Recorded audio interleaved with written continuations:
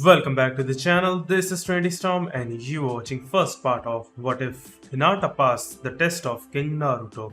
If you enjoy this video, please like, share and subscribe to this channel. Now wasting no more time, let's start the story. 10 kingdoms once coexisted peacefully, but that coexistence was short-lived. One kingdom was wiped out of history in a massive war that claimed thousands of lives. The 9 surviving kingdoms made peace with one another following the Great War. 5 of them were dubbed the 5 Great Countries. As the years went by, being the biggest and most potent of the others, the Land of Fire rose to the top. The poorest, smallest, and most remote of all was the kingdom of the Land of Waves. The vast ocean surrounded it.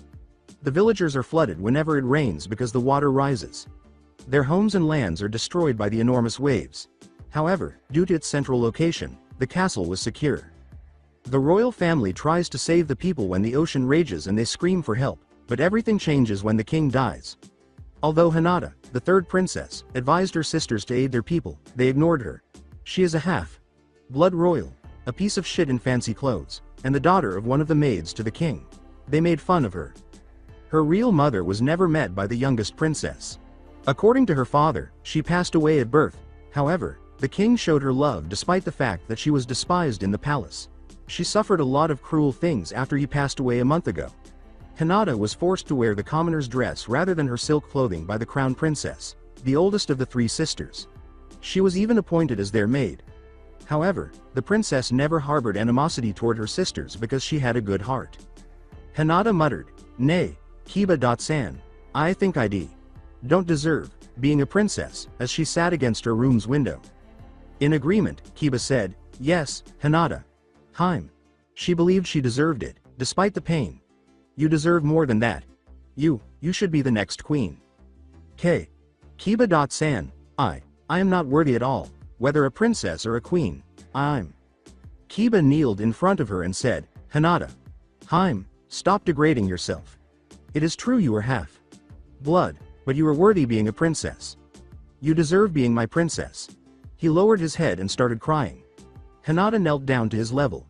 Her anxious gaze questioned why she was acting so strongly.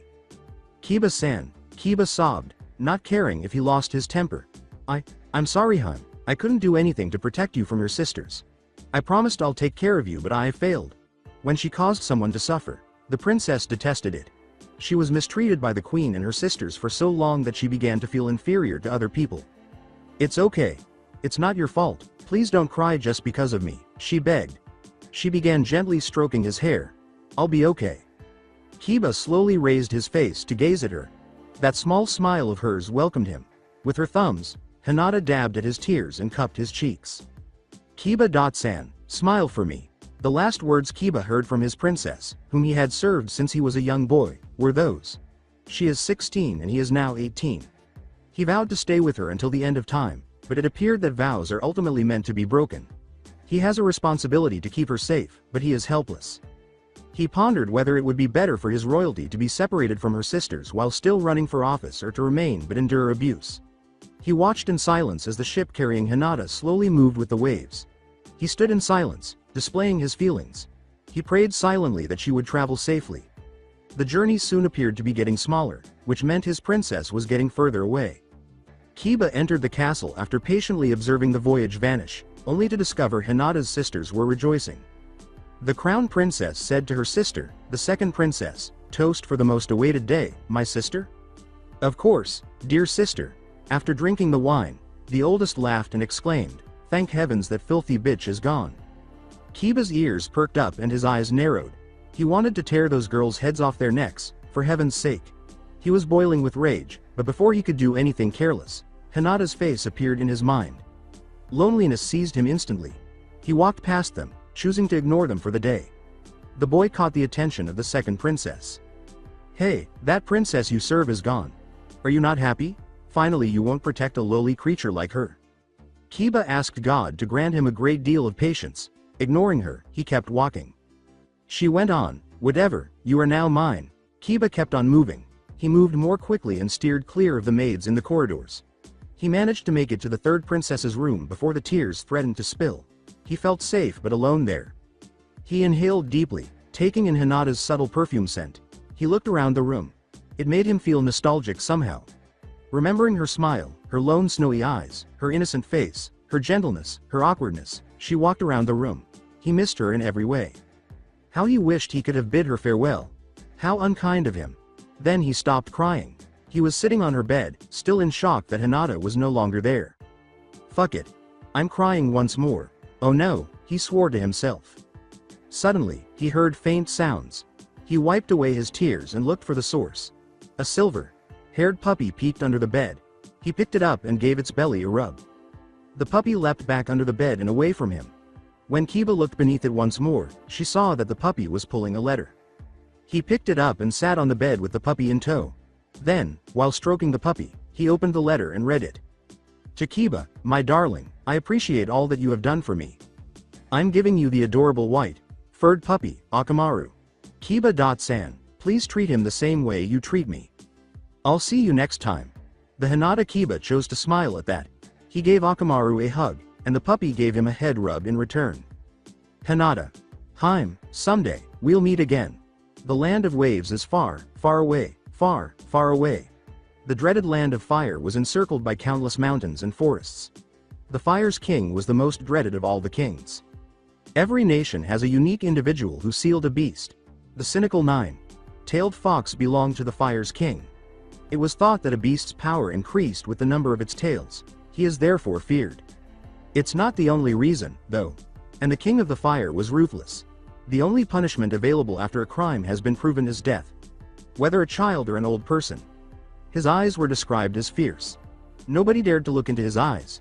They also claimed that he has a harsh personality and is aggressive. When he announced that he was seeking a wife, the other kingdoms sent their daughters to the fire's castle without hesitation, despite the fact that he is more often perceived as a beast than a human. Power is everything to them. Their daughter will be the queen of the richest nation if she is chosen. They will undoubtedly connect as well because they are the parents. They will become superior to others as a result. In order to find the Fire King's future bride, the messenger instructed each nation to send a 16-year-old princess. Only 5 princesses from 9 kingdoms were permitted to attend. The 6th princess of the land of the wind, the 2nd princess of the land of the sky, the sole princess of the land of the sound, the 1st princess of the land of the iron, and the 3rd princess of the land of the waves. The king was sitting in his study, looking slowly at their profile. The 6th princess of the land of wind, 16 years old. Date of birth, January 19th. Hobbies include playing an instrument and reading books. To become a good wife is my dream. Using his finest pen, the king noted his observation in the remarks section at the bottom of the page. Comments. And interesting. The 2nd princess of the land of sky. 16 years old. Date of birth, March 7th. Interests, riding horses. To become a good wife is my dream. Comment. I'm not interested. The sole princess of the land of sound, 16 years old. Date of birth, December 2nd. Interests, painting. To become a good wife is my dream. Remarks. I have no appreciation for the arts. The 1st princess of the land of iron, 16 years old. Date of birth, August 30th. Interests, tending to my garden. To become a good wife is my dream. Remarks. Capable of deceit. He threw the 4th paper on the ground, and the king sighed, his servant.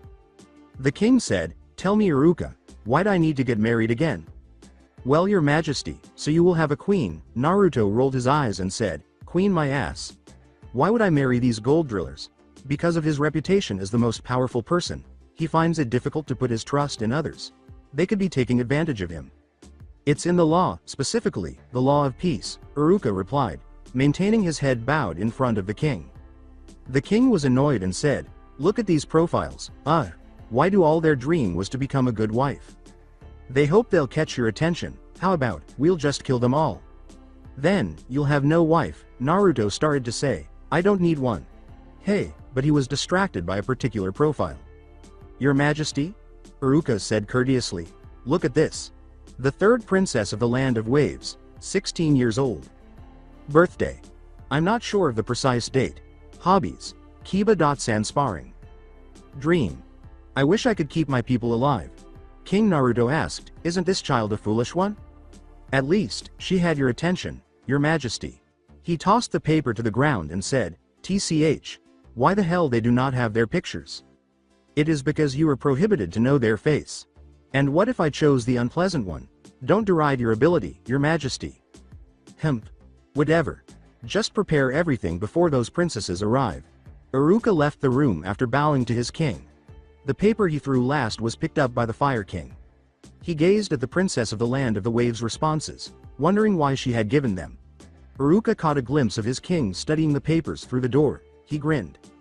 He departed after saying, "I wish for your happiness, your king." Inside the ship, Princess Hinata was in her chamber. She was by herself, and it was not as big as her room in their palace. She did not find solitude to be calming, unlike some others. Because it evokes violent memories of her past, she hated feeling empty. What else is there for her to do? The journey to remove her from her cherished nation only arrived today. For what purpose? Only due to the order of the dreaded king? She somehow desired to confront the king face and chastise him for his obstinacy. With a sigh, the princess chose to read the letter again, this time from a week ago. To the Waveland, I command you to send me your 16-year-old princess, for I am the king of the Land of Fire. If this is not done, there will be repercussions. The king of the fire. Hinata's eyebrows twitched just by reading it. Gently, she folded the letter and set it on her table. Then she returned to her bed and lay down. What a bothersome king, she thought. She gazed at the ceiling with her silver eyes. She started to ponder the king's appearance. She closed her eyes and tried to visualize the king's face. He's a king, he must be 20 years older than me, she said.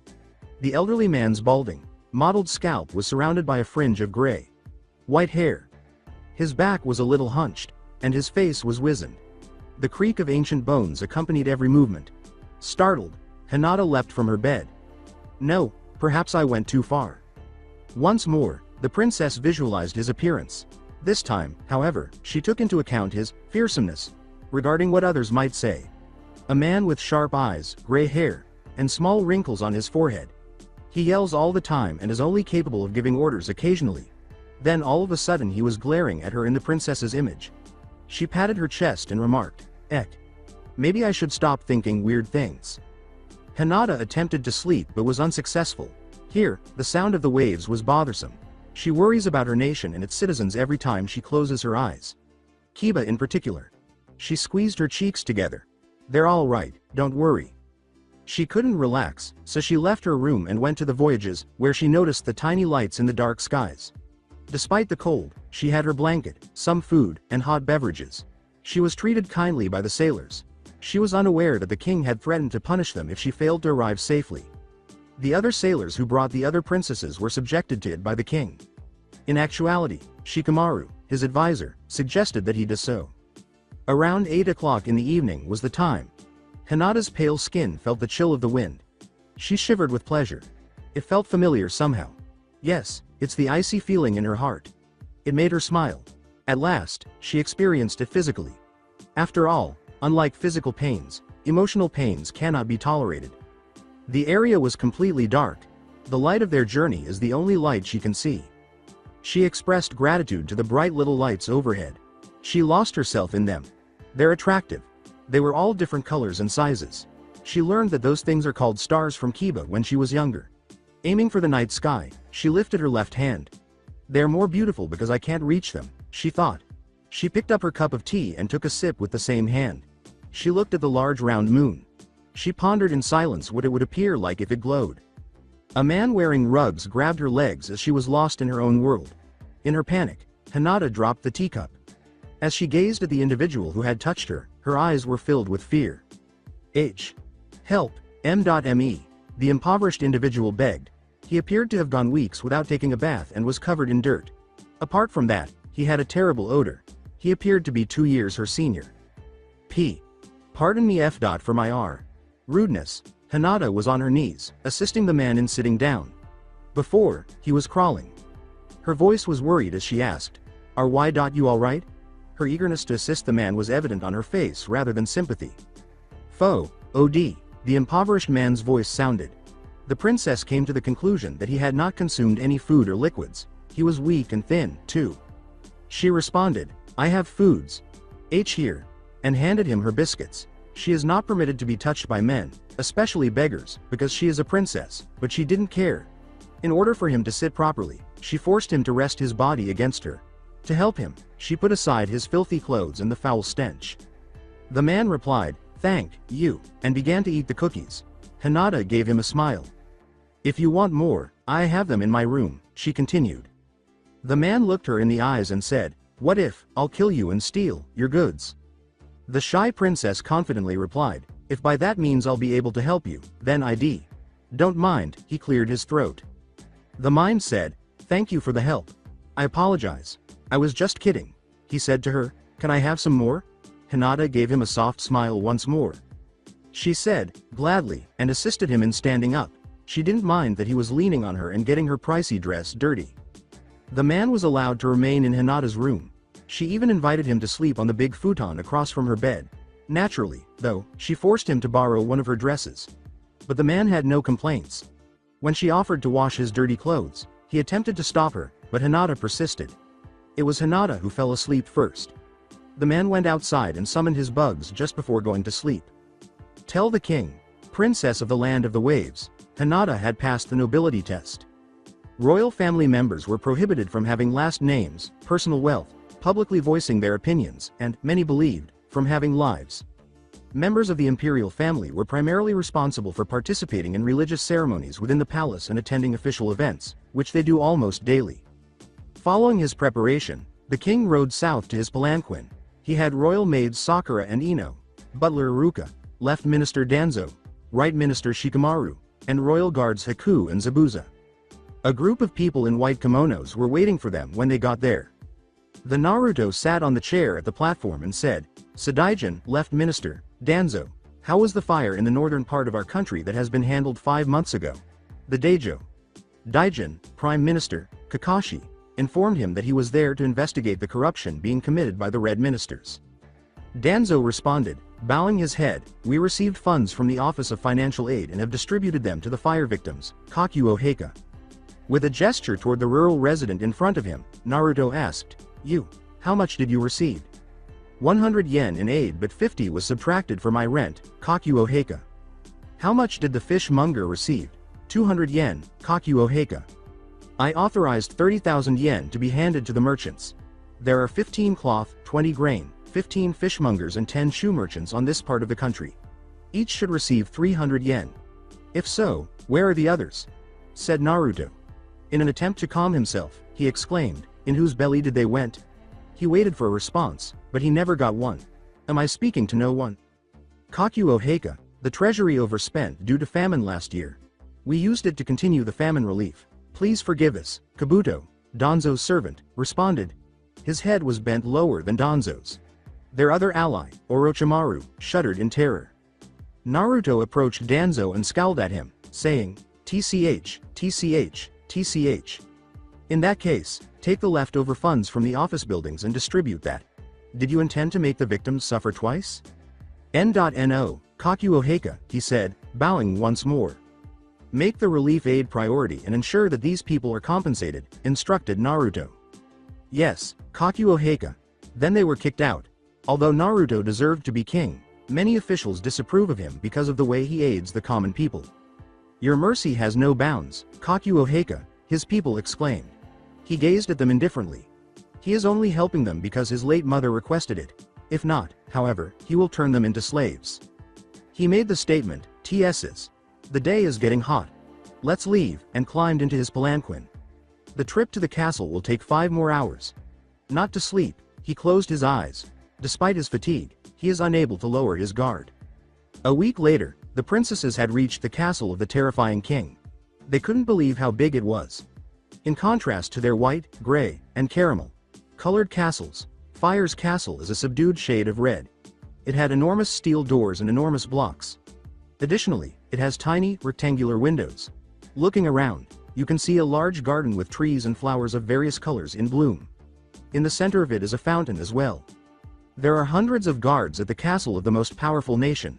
They were expert crossbow makers who worked in castles. The palace is under constant guard. The day shift and the night shift are the 2 divisions. The 18-year-old king, Naruto, was the only member of the royal family residing in the castle. There is only one butler as a result. Iruka is his name. Tsunade is the resident owner or person in charge of a castle, also referred to as Castellan. She has strict rules about how the castle must be kept clean. The lord's servants also carried commodities, letters, and receipts.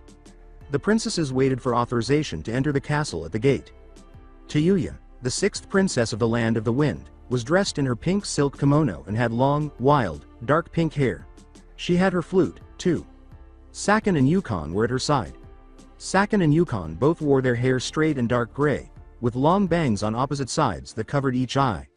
Sakin is on the right, and Yukon is on the left. Yukon's voice was a little deeper, and Sakin had beads around his neck.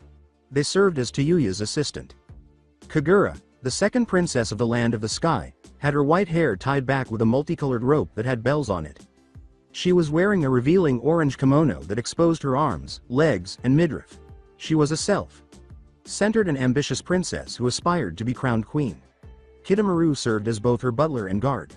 He had dark skin, black eyes, and shaggy black hair. Shikamaru was unusual in that he wore shorts and a black sleeveless shirt, a tunic, and a purple rope belt around his waist. He also had 6 arms. Kin, the sole princess of the Land of the Sound, had black eyes and long black hair that nearly reached the ground. It was tied at the end with a violet ribbon. She accessorizes her lavender kimono with a scarf with a snake design. She tends to be overconfident in her abilities because she is the only princess. She had 2 guards who also functioned as her butlers, just like the 6th princess of the wind, Tayuya. Zaku Abumi and Dosu Kinuda. Kuretsuchi, the first princess of the Land of the Iron, had pink eyes without pupils and short black hair. Red gloves and red silk clothing. She wanted to be the king's bride because she showed a strong sense of loyalty to her village. Karui was helping her. She has amber eyes, long, spiky red hair, and dark skin. On her back, she also carries a long sword.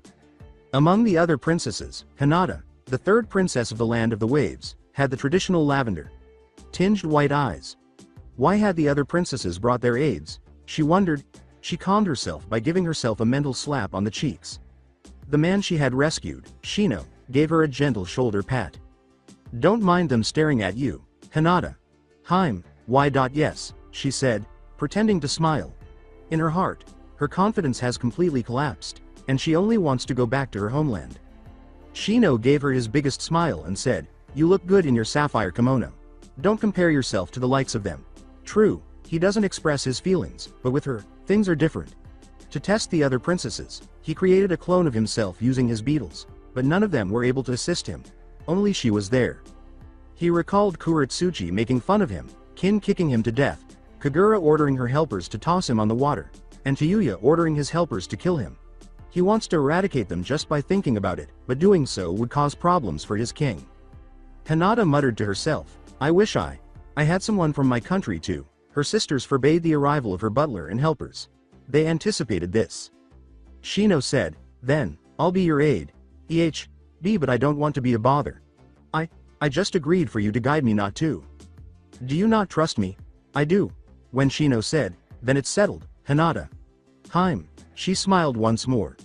Hinata's cheeks puffed. The others were not pure, but the naive princess was. Shino believed that they would reduce the number of candidates by using their assistants. He chose to repay her because she had saved his life. A girl in a green kimono emerged with maids on her back, asking, are all the princesses arrived? Yes, Tsunade-sama, confirmed one of the guards. The princesses then went inside the castle. Princesses, welcome to the Land of Fire's castle. I am Tsunade, the Castilian. Follow me inside. There are 5 major subdivisions within the Fire's castle. The Tsunade, along with the maids and other servants, reside in the north section of the castle. This is where the kitchen and consulting room are. Left Minister Danzo and his dependents reside in the west section. This is where taxes, documents, gold, grains, and other administrative items are kept. Right Minister Shikamaru and his troops reside in the eastern region. This is the dungeon of the castle. Since there isn't a queen yet, the princesses will spend some time in the south, where the queen resides with her siblings. The King Naruto, Prime Minister Kakashi, and their staff reside in the central area. There are chambers in every subdivision. Tsunade, the Fire's Castilian, ordered the princesses to enter the castle. Their servants carried their possessions as they entered. The majority of princesses, particularly Princess Kuretsuchi, have more than 3 pieces of luggage. Karui, her servant, failed to notice that she needed assistance. She is, after all, strong. Princess Hinata, however, had one. 3 kimonos are all she brought. Princess Hinata was last in line as they walked. She continued to study the black painted wall. The black and white tiles resembled the chessboard, and the castle's curtains were red. White silks were used to cover the portraits. She missed the other princesses' disgusted glances at her because she was too preoccupied to notice the castle. Shino was careful to record it. "Welcome to the Queen's Turf, the south part of the castle," replied Tsunade. As a courtesy, the princesses bowed to her. "I have here Sakura, Chan and Ino, Chan. They are the upper royal maids." Sakura and Ino said, "Welcome, princesses," to the group. Their heads were bent. The other princesses were sickened when Hinata bowed her head at them. Princess Kagura covered her mouth and cleavage, exclaiming, "Oh my, how could she bow at mere maids?" Princess Tayuya held her flute close to her and said, "From what she's wearing, it looks like she's the princess from the land of waves, lowest kind of silk." Princess Hinata remained unflinching. She was just accustomed to it. "Filthy. I am from the land of sound, but I'm able to buy a first-class silk. What a pitiable country," laughed Princess Kin. She even rubbed her scarf with the snake design on it. The princess with the white eyes clenched her hand this time. "As long as you look down on her, she's fine, but when you look down on her nation, things change. What else is there for her to do? She is simply an ordinary person with royal ancestry." "You low life nations, please stop talking. I am the only one here who deserves to be queen," Princess Kiritsuchi said, silencing them. She laughed. "Oops, I didn't mean to be rude.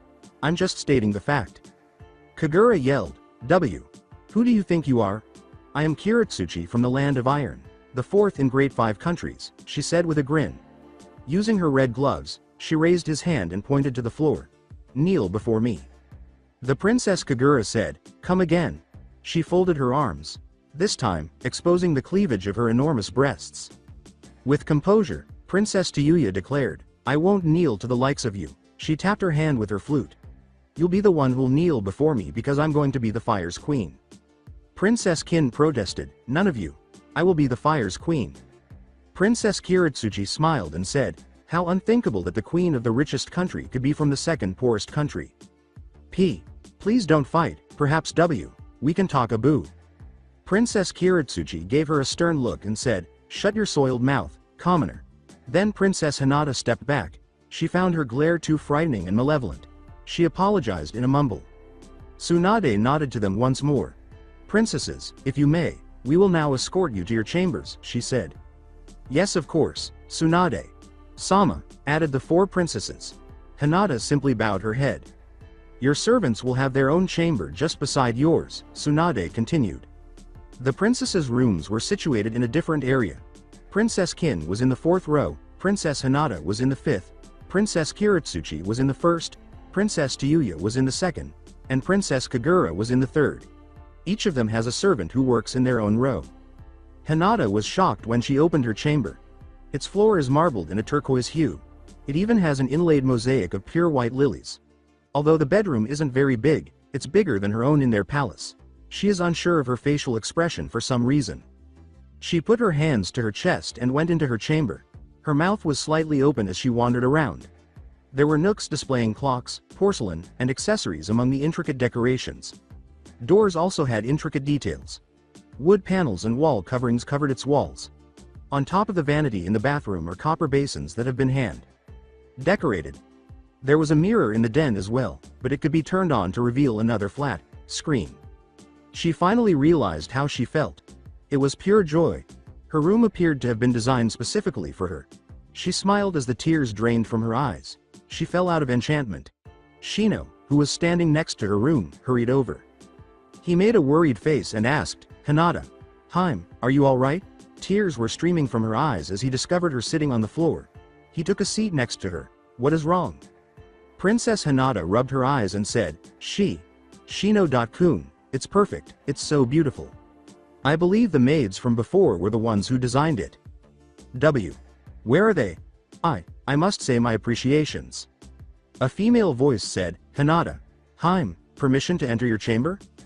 "Ah, Ino. Chan, Sakura Circa Chan," Ino said, "Yes, Do you need anything?" She had her eyes on her feet. "Please, look at me. Well, if it's okay with you, Hinata said to her. She came up to them at the door of the chamber. At last, Ino turned to face her and said, "If you say so, Haim." She looked directly into her eyes, then quickly looked away. Princess Hinata said, "I'm sorry if I scared you." Her pupilless eyes scared a lot of people. "No, not at all, Hinata. Haim, it's just." "Hinata. Haim, we brought you something from Osama. King. The other princesses have received theirs." "It's a present," Sakura said. She gave her a blue cloth tied box. She accepted it and smiled at her. Thank you, Sakura-chan," she said. Shino, with no expression on his face, was silently observing them from her side. She hugged the gift, blushing a little. "By the way, thank you for this wonderful chamber. I really like it," she said. Sakura remarked, "It's nothing, Hinata." "Haim," she returned the smile. "Then, we'll take our leave," said Ino. Sakura and she bowed. The princess also bowed. Then they went away. In the palace's northern section, Sakura and Ino arrived at their own chamber. They chose to rest because they currently have no orders. As she took off her doll shoes, Ino said, "Nay, Sakura, why did you butt in while I was talking to Hinata?" "Haim." Ino.Pig, you shouldn't think what you are thinking right now. "You mean, her eyes?" Sakura threw her shoe at her and said, "I told you to shut up." Ino caught it, threw it up, and gave it back to her. "But they look the same." Sakura sighed and said, "Forget it, Ino. She's different.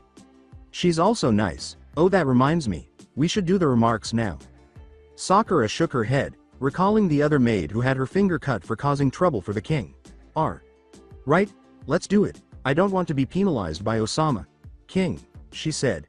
"By the way, Ino, don't mention about her eyes, not to Osama." "Yes, Sakura.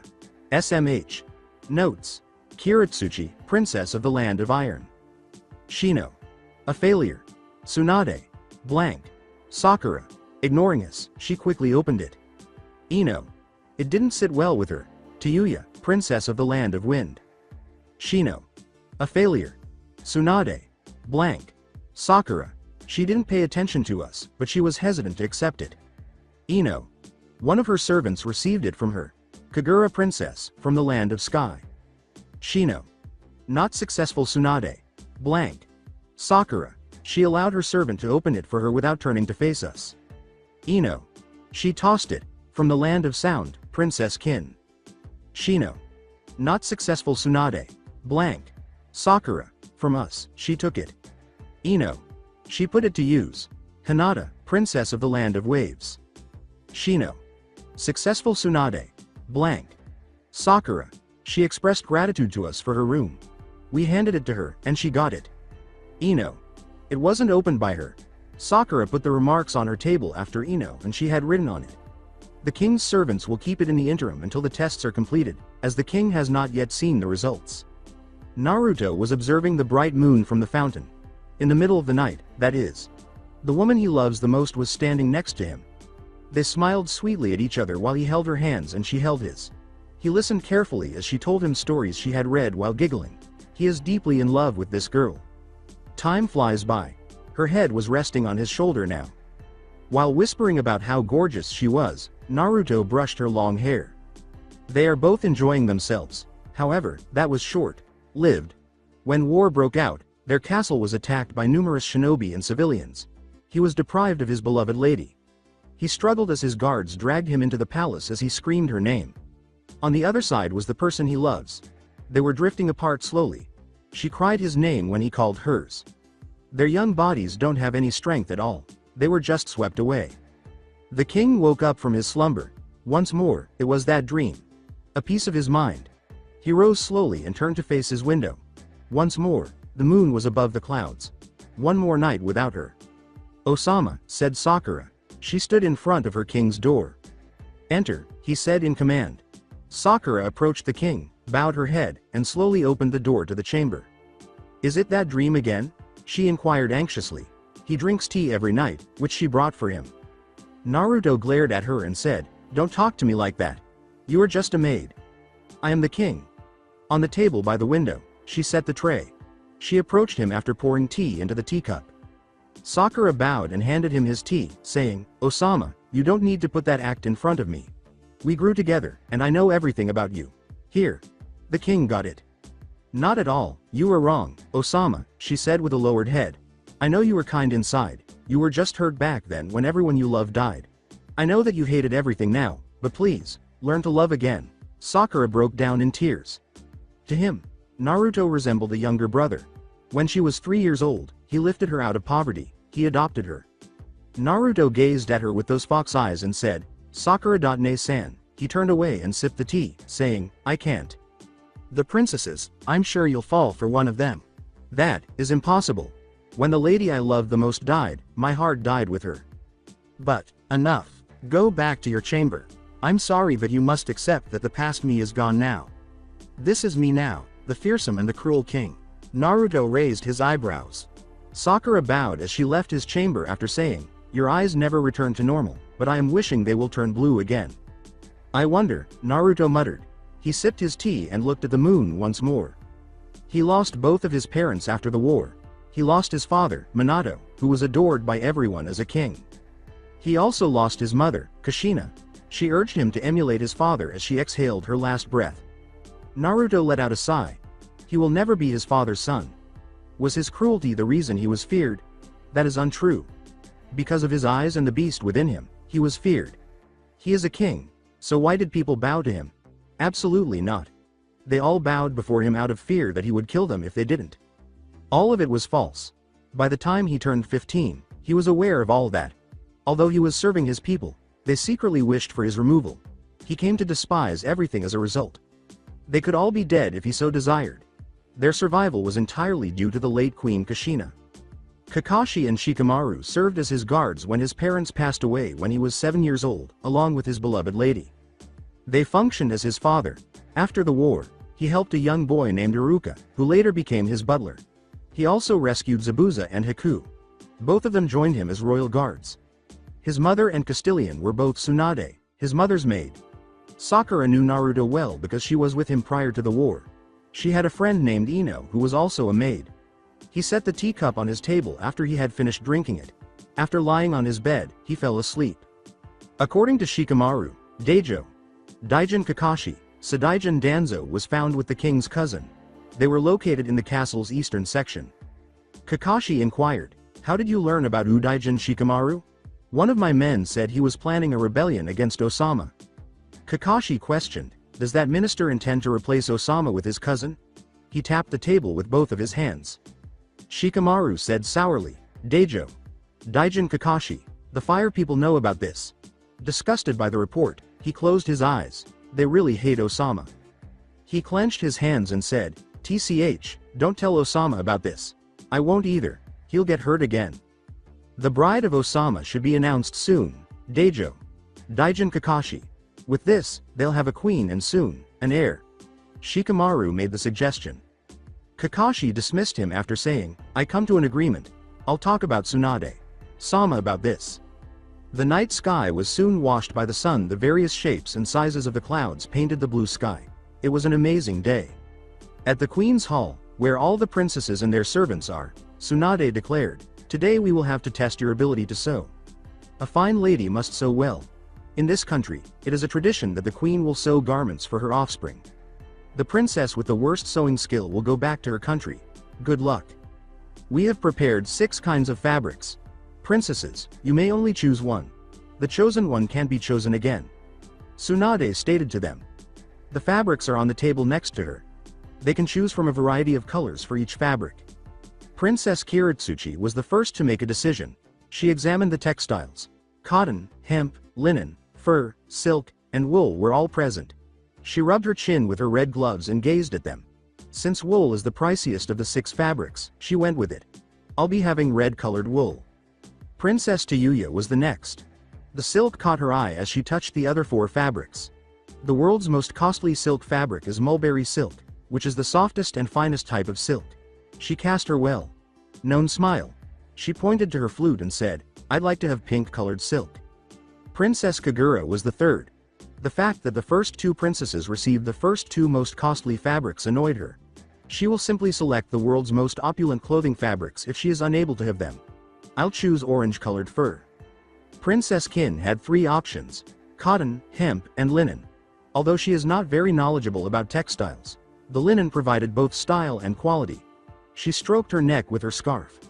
Maybe I'll choose this one, the linen. Princess Hinata, the fifth to select, was given hemp and cotton. Cotton is easy to maintain, but hemp is the oldest and most environmentally friendly fabric. Without hesitation, she revealed the fabric she had selected. Anyo. I'd like to have white cotton, if you may. The princesses formed their line, and Tsunade stood in front of them, flanked by Sakura and Ino. She tilted her head in a sign to them. This was given to the palace's top maids, who then divided their sewing supplies. I will give you 2 days to finish your garment for your babies. What? That is impossible, objected Princess Kin. Tsunade's eyebrow went up. I mean, we need more time, Tsunade. Sama. Princess Kagura concurred, saying, I agree with her, Tsunade. Sama. It will take us a month. Failure to submit your finished garment will result to exclusion as Osama's bride. Tsunade glared at them. The future queen should know her responsibilities. The princesses all bowed and said, we understand, Tsunade. Sama. The Castilian told them, go back to your chambers and take care of whatever needs to be done. Your breakfast will be served there shortly. What a bitch. Wait till I become the queen. I'll have your head cut off, Kin yelled. The king's cousin lived on one of the abandoned forests just outside the Land of Fire. When he was expelled from the castle, he was by himself in his own house.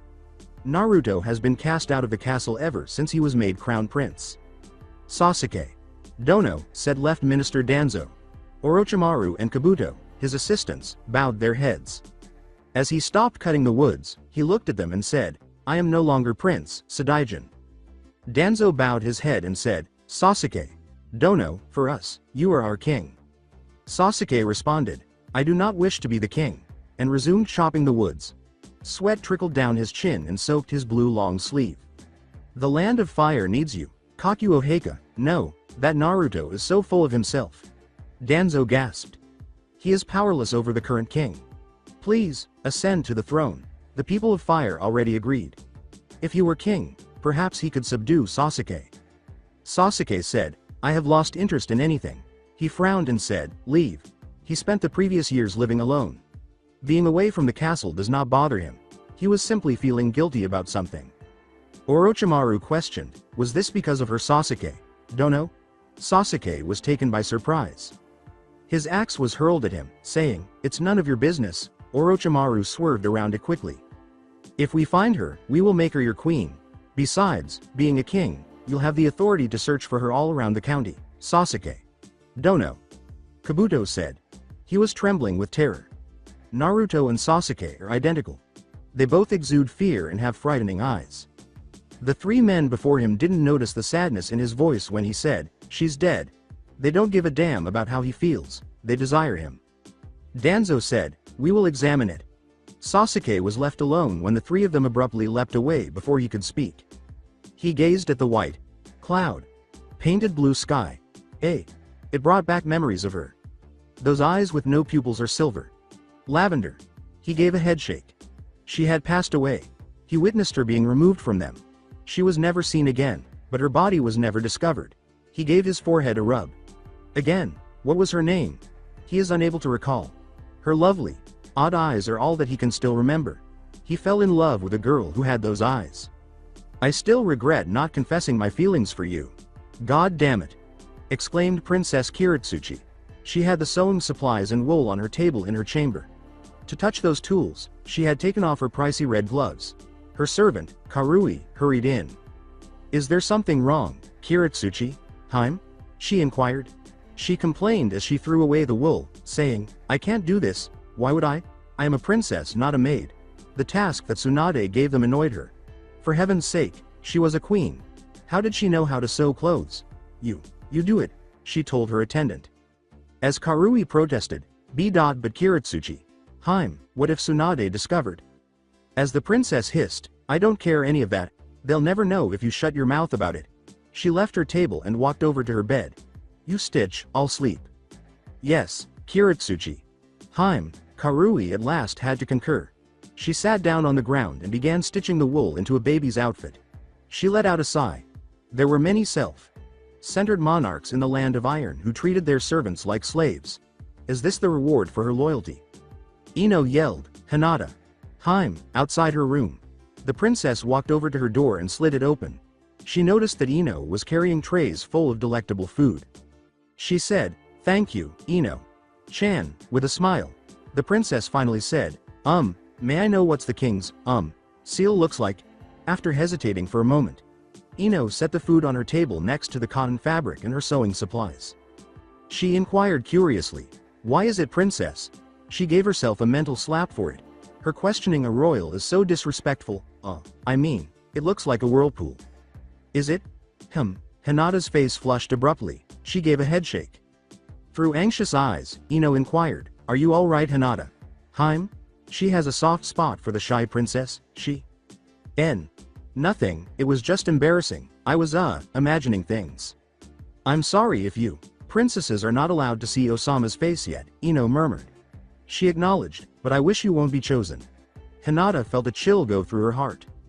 Princess Hinata answered, No, I'm not, I don't deserve it. He. She rubbed the tips of her fingers. "I'll take my leave, Hinata." The princess simply gave a head nod. She returned to her table after Ino had left. She was tempted to eat the delicious food, but her appetite vanished in an instant. She is not a part of the castle or her nation. She is not also a part of the fire. Does she belong in any place? Does having half-blood make you cursed? Using her chopstick, she prodded each cooked grain of rice.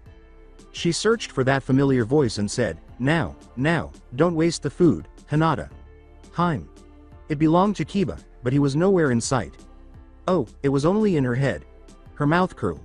She recalled that Kiba had reprimanded her for not eating her food. He gave her a lecture about how hard the farmers worked to support them. Her hands clapped together. "Itadakimasu." Kakashi questioned incredulously, "Udaijin Shikamaru, is it true that the Sasuke Dono agreed with Danzo's plan? How could the cousin of the king have consented to do such harm to the king? He had been leading a quiet life for all these years. Did he desire the throne at this time? It is not clear, Daijin Kakashi. It may be true or it may be just a rumor. I'll designate someone to spy on them," Shikamaru stated. Naruto came in with Iruka at his side, asking, "What is happening here?" Osama bowed the two ministers. Would they let him know? However, they do not wish to disturb the king. They are the most populous and largest nation. Their king visited every region of the fire every day. Even though he doesn't appear it, they can tell he's already exhausted. Tsunade Sama had announced the first task of the princesses, said Shikamaru. Naruto furrowed his brows and said, "I see, tell me, Kakashi, are you two hiding something from me?" He questioned, "Are you also going to betray me?" Osama, they both exclaimed. How were they able to betray him? It isn't feasible. He said, "I'll wait until you are ready to tell me," and turned to leave. Yes, he was a terrifying man. He had senses that no human could match. He was already aware of what they were keeping from him. Kakashi gave his head a back rub. As expected from Osama, he said with that laugh. The fourth day of the week is today. Naruto, the king, is not scheduled to leave his castle. Somehow, he wanted to see the princesses because he knew they were in the south, right at the front of his turf. Naturally, without being noticed. He sat on his bed, stretched his arms, and yawned. One of them will be his spouse. Which one is it? He approached his window slowly and gazed at the queen's turf. He waited for the princesses to arrive with patience. Hours went by, followed by minutes. 4 hours have gone by. None of them showed up in front of his eyes, even though the sun is currently burning the sky. Beside him, Naruto tapped the table. An additional hour went by, but he saw nothing. Slamming the table, he said, "Screw it." Iruka said, "Osama, outside his room." He held a number of documents for his signature. "Just enter, Iruka." Iruka bowed his head and said, "Osama, I have brought these." Daijin Kakashi said that Sadaijin Danzo needed these before tomorrow. "Burn them," Naruto ordered, glaring at the pile of papers with his crimson eyes. What right does the left minister have to dictate to him? Today is his unrestricted day.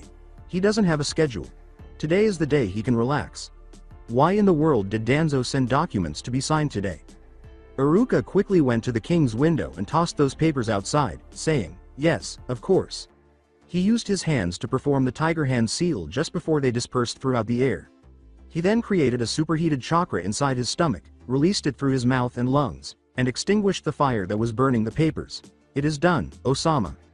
The king slammed his palm against his forehead and said, "What do you think I am? An idiot? Of course I saw it. He's not blind. He's actually right next to him. Iruka laughed. The king who is feared. They had no idea how immature his king was. He asked, Osama, what are you looking at from here? His eyes narrowed as he peered out. There is nobody inside. The other window provides a clear view of the fountain. From here, what was he looking for? Ah, the princesses. After saying, W. What? Where? Let me see. Naruto shoved him away. He looked around, but he couldn't find the princesses. You liar, he said, his eyebrows curved in a slight pout. Laughing, Iruka said, ha ha ha. Pardon me, Osama. He then shut the window and used his sealing jutsu, saying, but you are not allowed to see them yet. He growled, Oi, Iruka. I order you to remove that seal. It's only a sneak peek. The princesses can't really see him there. Tsunade. Sama will give me some bruises if she found out I have let you broken the tradition. He was defending. Naruto gave his nose a rub. He recalled that Tsunade had punched his head for not adhering to one of their customs. He returned to his bed after saying, whatever, I guess I'll just sleep again. Iruka bowed and said, I'll be leaving then, Osama. He was laughing inwardly. People will realize that the king is not that fierce if they just treat him with more civility. But most of the time he is. After leaving the king's room, he changed his expression from one of laughter to one of seriousness. He went to Haku and Zabuza. Guard the king's turf while I'm gone. I'll be off to Udaijin Shikamaru's residence. Yes, Iruka. Sama. The sun was already down. Princess Hinata had nearly completed her task. She was sewing, flattening, and gently caressing the baby cloth she was creating. As she looked at it, she couldn't help but think of her unborn child. Slowly, the slight flush crept from her cheeks to her ears. She covered her face with both hands and set the cloth on her table. If she ever had a child, how would it look? It will be a he or a she. Would her eyes be white? However, the infant will face bullying if they did. But what if the king's eyes were on it? Hinata gave her face a small slap. What would make her think that? She won't be his wife, really. The future queen may be Princess Kiritsuchi of the Fourth Great Nations. The princess with the white eyes shook her head. She should not minimize herself, Kiba advised. She might be able to marry the king if she puts in the necessary effort. However, she also doesn't want it to. People will claim that their marriage was based on politics rather than love. Once more, she is overanalyzing. Resuming her stitching, she picked up the cloth she was making. She had selected a white cotton fabric and was using white thread. She had to get over her concern for the future. Shino asked, Hinata. Haim, may I come in? After receiving permission from Hinata, he went inside and greeted her. My, that was a fine made baby clothing. EHH. Hinata hurriedly put the item she was sewing on her lap and hid it beneath her table. She whimpered, AAA, as the needle went through her finger. She slowly raised her right hand to reveal a bloody middle finger. Shino approached her and took her hand tenderly. He looked into her eyes and said, You don't have to hide it, Hinata. Haim. It is wonderful. Now, stay still. I'll lick your wound. L. Lick, she said uneasily. She had never before tasted her own blood. According to Kiba, it tastes like iron but is also sweet and bitter. Shino simply gave her a nod. As his warm tongue touched her skin, she groaned, HNN. Her body ached as he licked the blood and the wound. Shino finally let go of her shaking hand and said, It is done, Haim. Hinata. Haim, don't do reckless things again and hurt yourself. I'm sorry, I'll be careful from now on, the princess said, bowing her head in embarrassment. He merely gave a half smile. If the king chooses Hinata, he will have a remarkable wife. When he saw it, he said, By the way, what was Osama's present for you? She grabbed it and opened it slowly, saying, Oh that. I haven't opened it yet. When she finally said, I almost forgot about this, there. Well? He inquired. Hinata took it in her hands. She replied uncertainly, a spiral crest. It is sewn on orange fabric in the shape of a whirlpool. After she forced him to see it, Shino informed her, that is the Osama's crest. What would you do about it, Hinata? Haim.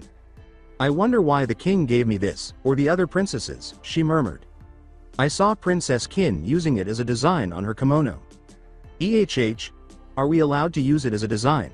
She asked, pausing briefly as a thought burst into her mind. Shino looked at her bewilderedly and said, Thank you Shino.kun. Why you helped me. As Hinata pulled him by his arm to her door, she said, Sorry Shino.kun, hee, but I want some privacy for now. He playfully pouted and said, That's rude, Hinata. Hime. Hinata gave him a smile. She continued to smile and said, I'll pass the sewing test for you, Shino-kun. He, don't worry. After agreeing, Shino walked away. She felt confident for the first time. She didn't fumble at all. At the Queen's Hall, Tsunade declared, I hereby announce that Princess Kiritsuchi, from the Land of Iron, is disqualified for being Osama's bride. Along with their servants, the princesses were present. They have given the Castilian their handmade baby clothes. According to Princess Kiritsuchi, why? How dare you? She is incensed. The red wool was finally made, she says. Karui, her servant, said it was well stitched. Tsunade shocked her by saying, you have cheated. It is not you who made it. There is not much patience left in the Castilian.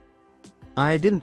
I made I. She was now clenching her fists, which were concealed by her long-sleeved kimono, and saying, out of all princess, you are the only one who doesn't have any wounds.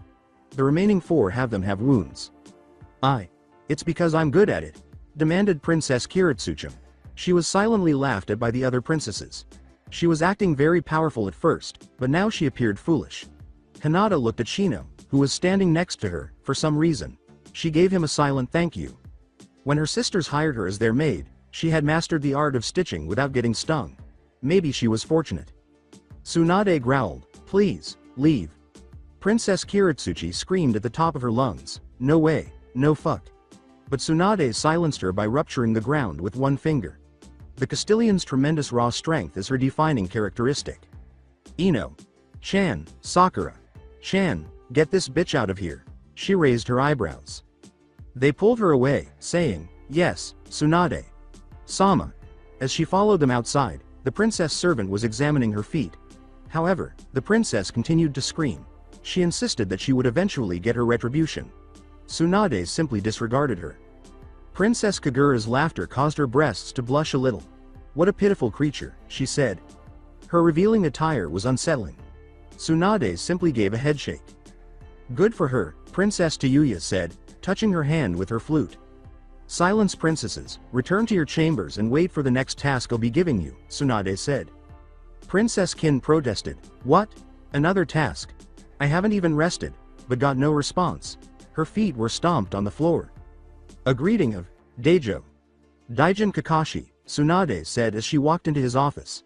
Kakashi halted his writing project. He approached her and bowed. Tsunade. Sama, is there anyone that failed? As she handed him the handmade white cotton baby cloth, she said, never mind who failed. You'll be more interested who top-notched the test. Kakashi gave it a look. Kakashi rubbed the back of his head and said, pardon me, Tsunade. Sama, but I'm not very knowledgeable about these woman-related things. The newborn is so delicate and so is its skin. That is why cotton is the best fabric for your newborn's skin. She was rubbing the cloth. The princess from the land of waves knew it. Cotton clothes are soft and do not rub harshly against baby's soft skin. Since it is a natural fabric, cotton is non-allergenic, and it has many more to offer, she clarified. He looked at the fabric and remarked, it's well made. Oh, look at this, he said, pointing to the back of the cloth.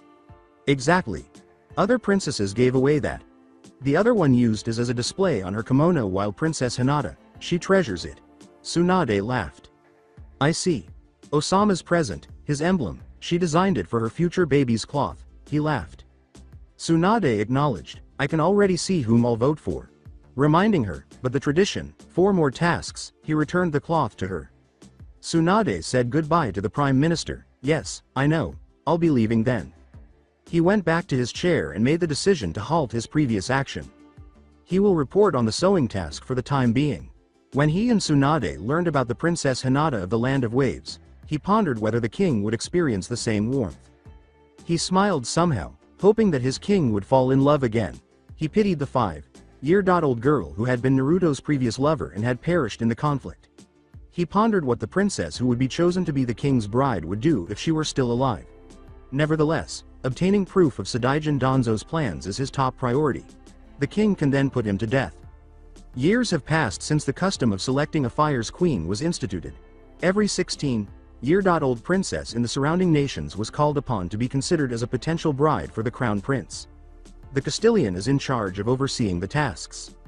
The ability to sew clothing is tested first. It is the wife's responsibility to prepare the baby's first outfit after the king and queen have a child. This is the first piece of clothing the newborn will use. The ability to cook is tested in the second task.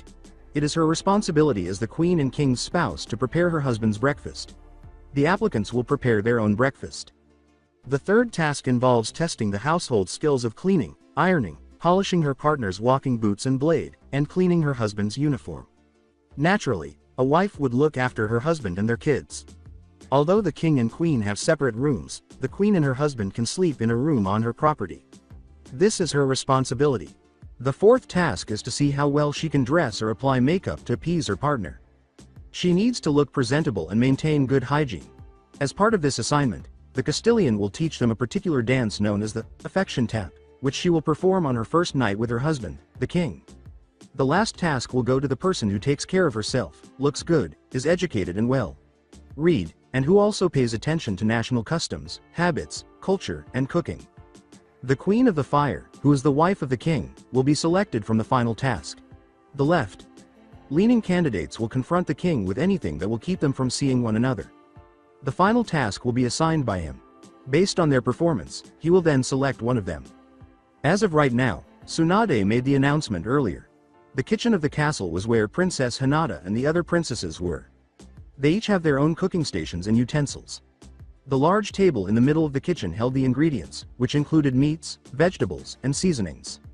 You only have 30 minutes to make the breakfast you are cooking. You may have your servants to assist you, Tsunade stated to them. She was standing at the door with Sakura and Ino, wearing a green kimono. I and Sakura Chan together with Ino Chan will look around to watch what you are doing. You may ask some advice from us. The princesses said, yes, Tsunade. Sama, bowing. They wore aprons and were dressed for cooking. They wore their hair in a bun. The princesses went to get ingredients for their own menu when Tsunade set the clock. Sakan and Yukon were given the ingredients for Princess Tiyuya's avocado toast with egg because she was from the land of wind. She only gave them that directive. She cooked it and was the first to finish.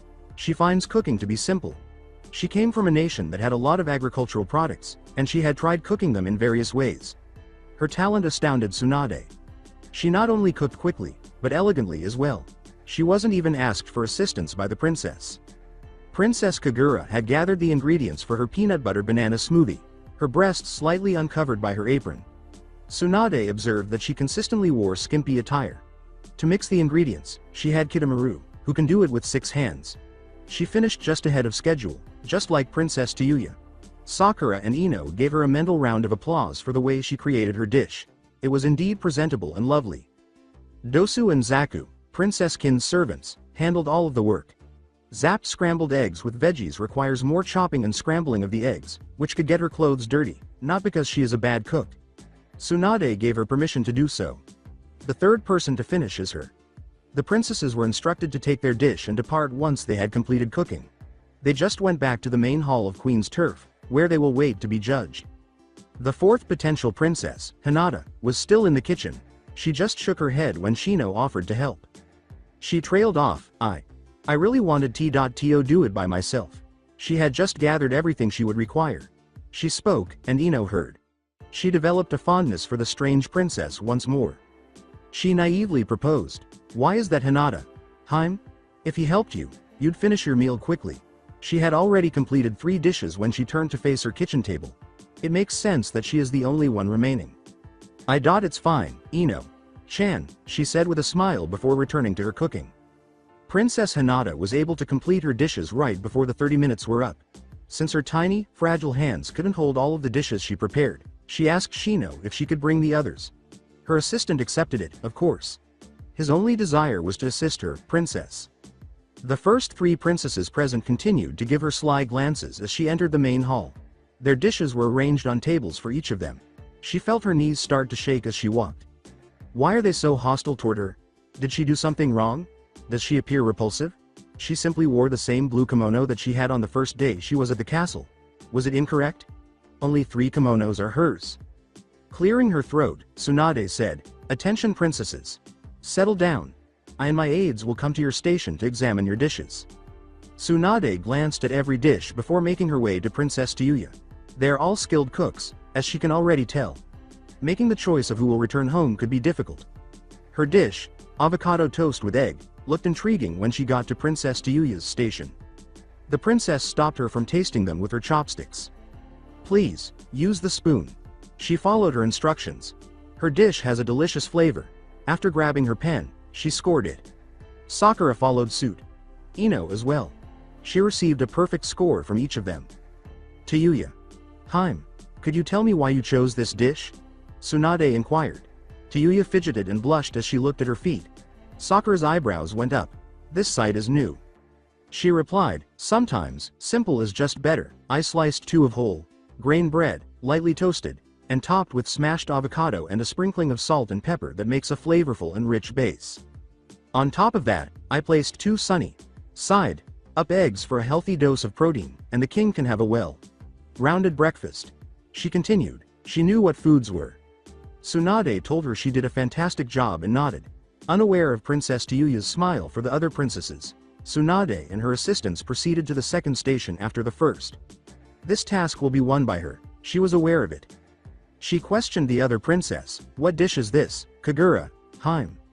She replied, peanut butter banana smoothie, Tsunade. Sama. She was biting her bottom lip and covering her barely bare chest. Another princess who fidgets. Sakura arched her brows. What's going on here? With a smile, Tsunade said, ah, that tastes good. Same question Kagura. Haim, why did you prepare this dish? Smoothies are a perfect ondatha. Go snack any time of day. I'd like the king to never be hungry, she continued. I blended 1 frozen banana, 2 tablespoons peanut butter, 1 cup almond milk, and a few ice cubes. If this is a morning snack, it must be kept in a tight sealing. For an afternoon boost, prep it the night before and freeze. Remove in the morning, and it will be thawed and ready to enjoy after lunch. I also added a scoop of chocolate and vanilla protein for an extra protein boost. Tsunade's grin widened. Another princess who cooks for the energy it provides as well as the flavor. As she assigned her a score, she took note of it. She walked up to the Castilian, who said, how about you, Kin? Haim? What is your dish? She bowed and rubbed her scarf, saying, zapped scrambled eggs with veggies, Tsunade. Sama. She demonstrated her nervousness by blinking her eyes quickly. The cruel princesses had started to giggle. Sakura was unable to express her thoughts because she bit her tongue. Were those princesses jostled or something? Tsunade took a bite and praised it, saying, it is not sweet but it's delicious. Ino and Sakura also sampled her food. I wanted to make really good scrambled eggs that are warm, just like how warm my love for the king is, she replied, covering her blush with her scarf. What? Sakura swore in her head. Is the end of the world near? I see, replied Tsunade. Well, how about you Hinata, Haim?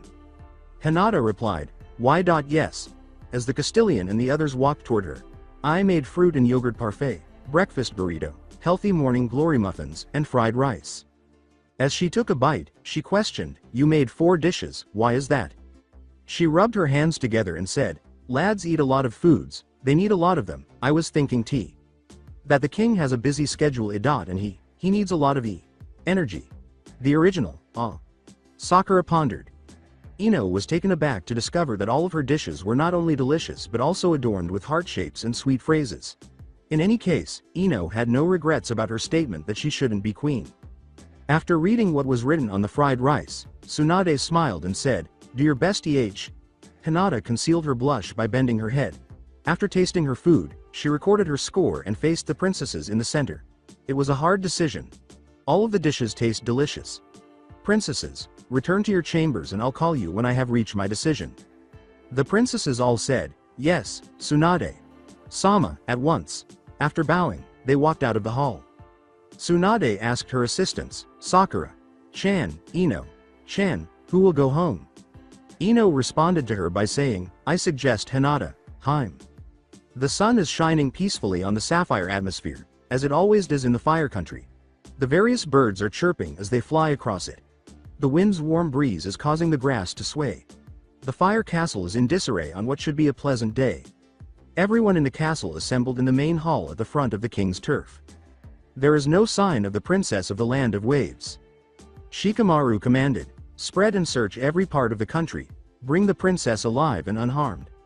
His men replied, yes, Udaijin Shikamaru. Then, they vanished before him as quickly as the light. Of all, the fire's military is the best. They are resourceful, smart, and powerful. Devastation could result if they ever end up in the wrong hands. Shikamaru told her, Tsunade. Sama, please calm down.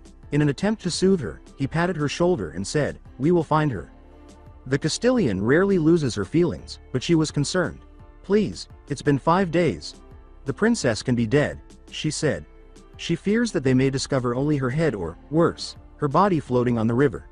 This time, Tsunade collapsed to her knees, asking, Osama will return soon. What will we become if Osama found out about our carelessness?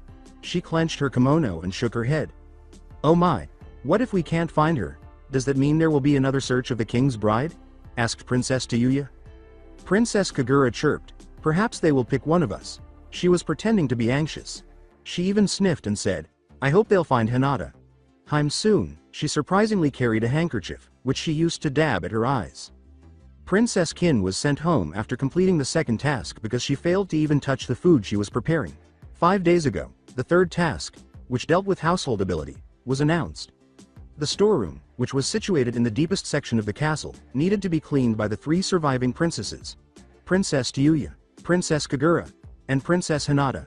It was supposed to be finished in a single day, but Princess Hinata never arrived after the allotted time. Tsunade asked Shikamaru, ignoring the other princesses, have you searched the storerooms? The dungeons? I and Ino searched the storeroom. Tsunade. Sama, Hinata. Is not there. Sakura was crying. She was accompanied by Ino, who was feeling bad. She insisted that Hinata be sent home because of this. She was aware that staying would put her life in jeopardy. Ino cried, I'm sorry, I should have kept my eye on her. Ino. Chan. Shikamaru reassured her, it's not your fault. I will find who's behind all of this and I'll have that person's head chopped, he continued. That's cruel. Objected Princess Kagura. Sakura's eyebrows went up. She's starting to irritate her, she'll lose it in a few more. Princess Tayuya argued, glancing at the other princess, it's a good punishment. That should do it. The other princess closed her mouth and turned away. I will take my leave then, princesses, Tsunade. Sama, Ino. Chan, Sakura. Chan, Shikamaru said. The others, including Tsunade, bowed to him. And then he kicked the floor and was gone. Except for the king himself, he was the fastest of all the firemen. Outside, Tsunade and her assistants continued to bite their fingernails and hope the princess was doing well. The other princesses next to them keep talking about what would happen if they didn't find the missing princess, despite their best efforts to avoid thinking about the unneeded things that might have happened to her. Similar to Ino, who believed it was her fault, Tsunade was anxious and unable to think clearly. Sakura was the only one who believed that the other princesses were becoming upset about the situation. That voice made Tsunade and her assistants freeze in their tracks. What is happening here? The king has returned. When Tsunade and the others said, Daijo, Daijin K Kakashi, they stood and bowed their heads. Their shaking hands hid beneath their long sleeves. Danzo inquired, is everything alright, Tsunade, Sama? Tsunade cleared her throat and said, Sakura, Chan, Ino. Chan, take the princesses inside their chambers. The 2 royal maids nodded and followed instructions. Despite their curiosity, the princesses left. Daijin, Sadaijin Danzo, one of the princesses missing. The ministers cried out, what? Danzo turned to face Orochimaru, but he shook his head. After wasting some time, the king finally said, what are we still doing here? He emerged from his palanquin and walked toward them. Uncertain of what to say, Tsunade bowed her head. Tsunade hesitated before saying, Osama, I'm afraid to tell you this but, one of the princesses is missing. She had her eyes on the floor. Tsunade, look at me. The king commanded you. She had never spoken to him before without meeting his eyes. After calming down, she slowly raised her head to meet the king's eyes. Since when? It's been 5 days, Osama. I'm worried about her. Udaijin Shikamaru and his forces are currently searching for her. The king turned away from her and commanded, forget her, I think she's already dead. With a cry of, Osama, Tsunade collapsed to her knees. She pleaded, please. Naruto looked in her direction. He approached her, wondering why she was trying to locate the princess. Tsunade followed Naruto as he entered the king's turf, saying, come with me. To prevent them from hearing what she had to say, he told the others to remain outside. There are still other princesses, I believe. Why would I waste my time searching for this missing princess? Tsunade looked directly into his red eyes and replied, "It's been decided, Osama." The king said, "What has been decided? What would the princess who is missing use?" She bowed her head in response, saying, "She'll be one of the two princesses who will reach the fifth task." Naruto gazed curiously at the insane woman who was the mortal enemy of filth, but she had interests beyond cleaning. "What makes her special?" She replied, "You'll understand when you meet her, Osama. There was a nobility test result. She's the only one who passed nobility test. Shino, who has trust issues, trusted her and even became her aide. Why didn't he receive it?" His arms crossed. "Doesn't she brought one? Every royal has a servant who follows them around at all times. Where was her servant?" She followed, saying, "She came alone." The king told her, "Tell me more about her." Tsunade grinned. Tsunade described how Princess Hinata won the love of Sakura and Ino. She even explained to Naruto what she had done with the gift he had sent her. She also described how the princess's ability to sew won her admiration. Additionally, she showed him the princess's handmade baby cloth, which caused Naruto to mentally smile. The king merely laughed when Tsunade explained the second task, which was the cooking skills. Men eat a lot, so he finds it unbelievable that she struggled to prepare more than 2 dishes. The fact that she wrote, "Do your best," on the fried rice pleased him as well. So immature, but adorable.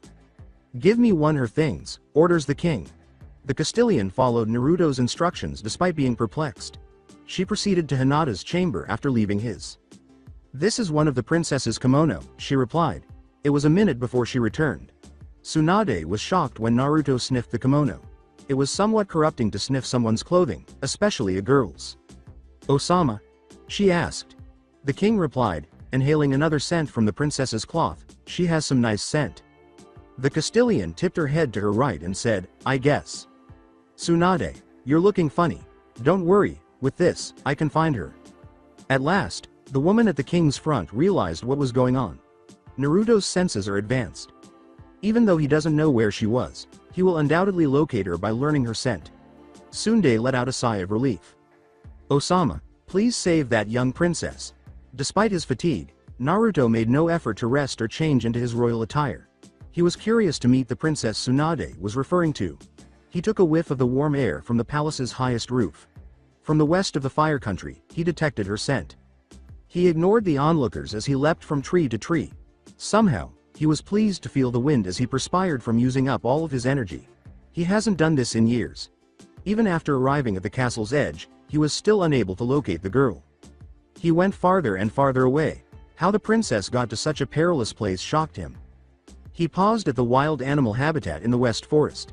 After taking a whiff of the air, Naruto followed its direction.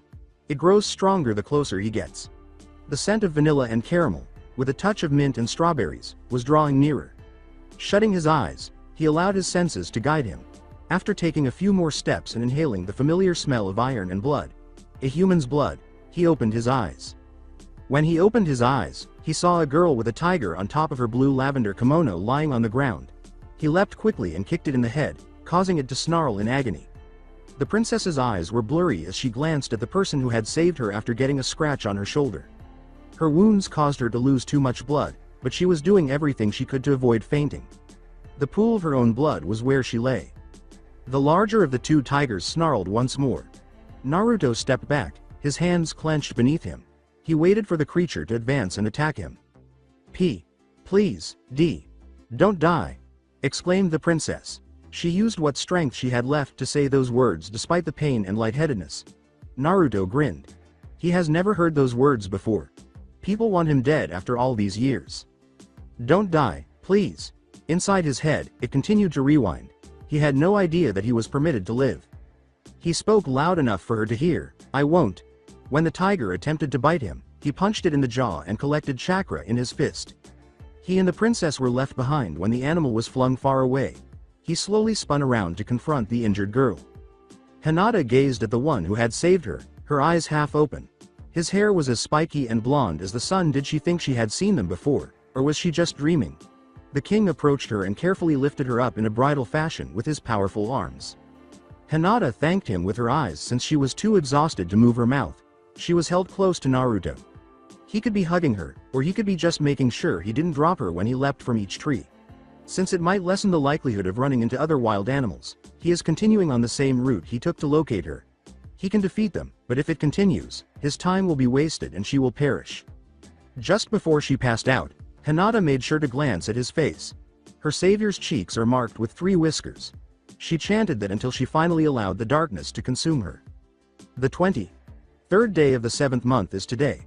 Naruto saved Hinata 3 days ago, but the princess is still not conscious. Sakura and Ino, skilled medical professionals, stayed up all night to tend to her and keep an eye on her condition. They struggled to find someone with the same blood type as the princess because the majority of her blood was gone. The princess's contest to become the Fire's King bride is put on hold for the time being. At the moment, Princess Hinata lies in her chamber on her bed. The same white strap that covers her shoulder also covers her chest, which has some scratches on it. Her once rosy, soft lips became dry, and her pale skin grew paler. When she whimpered and screamed in her sleep, Sakura and Ino soothed her. Her experiences in the dangerous forest must have caused her to suffer and be afraid. Tsunade went into her room and asked, "How is she?" At the moment, Ino is using a gentle, clean cloth to wipe her skin. Sakura's honest response was, "The bleeding had stopped, Tsunade-sama. The only problem is, we don't know when she will wake up." She shook her head, looking at the face of the sleeping princess. "We don't know what else to do." She said, "Tell me when she wakes up," and walked away. She is unable to let go of this. The cost must be borne by someone. "Udaijin Shikamaru. Udaijin Shikamaru," yelled Rock Lee, a trusted assistant to the right minister, outside his chamber. He was catching his breath when Shikamaru opened the door by sliding it. "What is it, Rock Lee?" He stood tall and bowed to the man in front of him, saying, "S. Shino, aha, we finally have him." Before he did so, Shikamaru commanded, "Bring him inside the dungeon." Rock Lee gave a nod. The culprit responsible for the Princess of the Land of Waves' appalling condition will undoubtedly pay. That was his promise. More quickly than the wind, word spread that Shino had been sent to the dungeon. It moved from mouth to mouth and from ear to ear. Except for the king, everyone in the castle is discussing it. Naruto was located in the castle's southern section. The graves of those he holds dear are located after Castillion's turf. He murmured, "Okawa-san, Oto-san, Hanabi-chan," into thin air. On each of them, he placed flowers. Today marks the 16th anniversary of their deaths in that conflict, which occurred 15 years ago. He paused, ashamed of his actions. "I have been a wicked king. I am detested because of the monster sealed inside me and I hated them for it. I have taken thousands of lives. I am tired of doing my finest for the reason that no matter I do, people wish me dead. I've come to the point of hating everything, excluding Tsunade and my trusted people. I think I have come to the point of no returning back." Naruto sat on the ground next to the tombs and sighed. "Hanabi-chan, I'm sorry I couldn't save you back then, do you?" He continued to speak. He was terrified of her answer, but he had always wanted to ask this question. He closed his eyes and asked, "Do you hate me too?" His fists, which are clenched above his thighs, tightened. "No, don't answer me, I order you." He still feels fear, as he had assumed. Can he hear the voice of the deceased? Perhaps not, perhaps yes. After all, he is a demon. Kakashi said, "So, you're here, Osama," as he turned to face him. Raising his head, Naruto said goodbye to the tombs and turned to face him. "Daijin Kakashi, what brought you here?" asked he. His hands patted his royal kimono. Shino had talked. "What's going on outside?" Princess Kagura inquired of her guard. She and Princess Tayuya are instructed to remain in their rooms and not leave. Their own servants are their only external eyes and ears. "It is unclear, Kagura.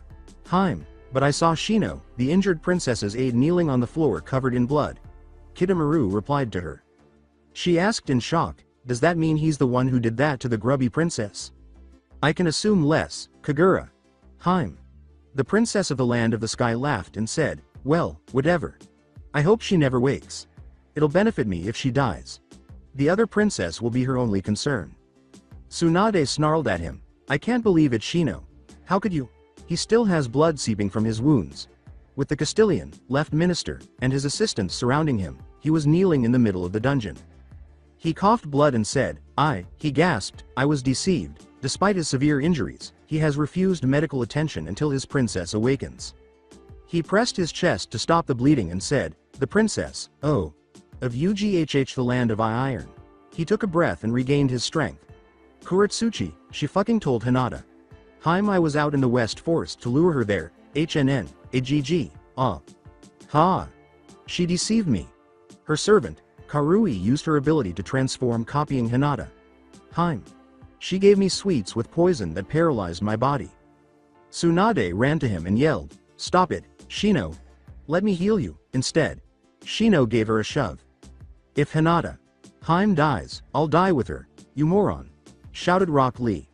His body was used to limit Shino's movements. "I'll get you later for hurting Tsunade Sama, but for now, let her heal you," he said. "What if she wakes up and lives? Will you burden her with regret?" Muttered Shino. He recalled Hinata giving him a soft smile. She had trimmed his hair back during their journey. He teases her a lot because of her timidity, and when he sees her appreciating the stars, her gentle touch, and her endearing laugh, it all turns to melancholy. She was sobbing that he had died, that her swollen eyes turned red. It made him unable to speak. "Don't move," Tsunade told him. She knelt down beside him and applied her chakra to his injuries. His wounds began to heal gradually, and the bleeding eventually ceased. He felt better. "Who did that to you?" When Rock Lee released Shino, he bowed. "Tsunade Sama, I apologize for my rudeness. Forgive me." As Shikamaru put it, save that for later, just answer her question. "I've been poisoned, but after I knew that Hinata went to the West Forest to save me, I forced myself to get there." Rock Lee chuckled. "Mere wild animals caused you this?" He anticipated the worst. "Shut up," he said, taking off his glasses and giving him a fierce look. Rock Lee protruded his tongue. Shikamaru cracked his knuckles and asked, "Where's the princess and her aide who caused this?" "A princess, a commoner, a lady, or a child, for example. A law is a law." His king, Naruto, told him as much. "Cut off their heads," told Shikamaru to the two mask-wearing individuals tasked with murdering Princess Kuretsuchi and her attendant, Karui. Kuretsuchi, princess, wept. Although it is not required, Karui pleaded with the king, his ministers, the Castilian, and everyone else in their immediate vicinity to hear their explanation. They remained at the Fire Country even after Tsunade sent them home.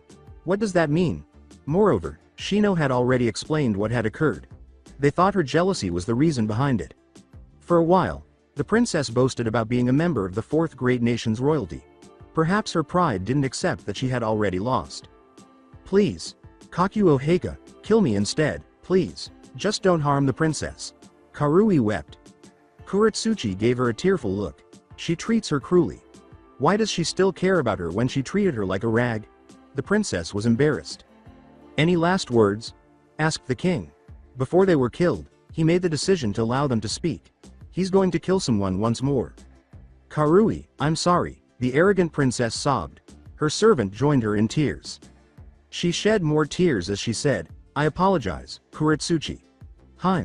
I am not fit to serve you. I have let you down."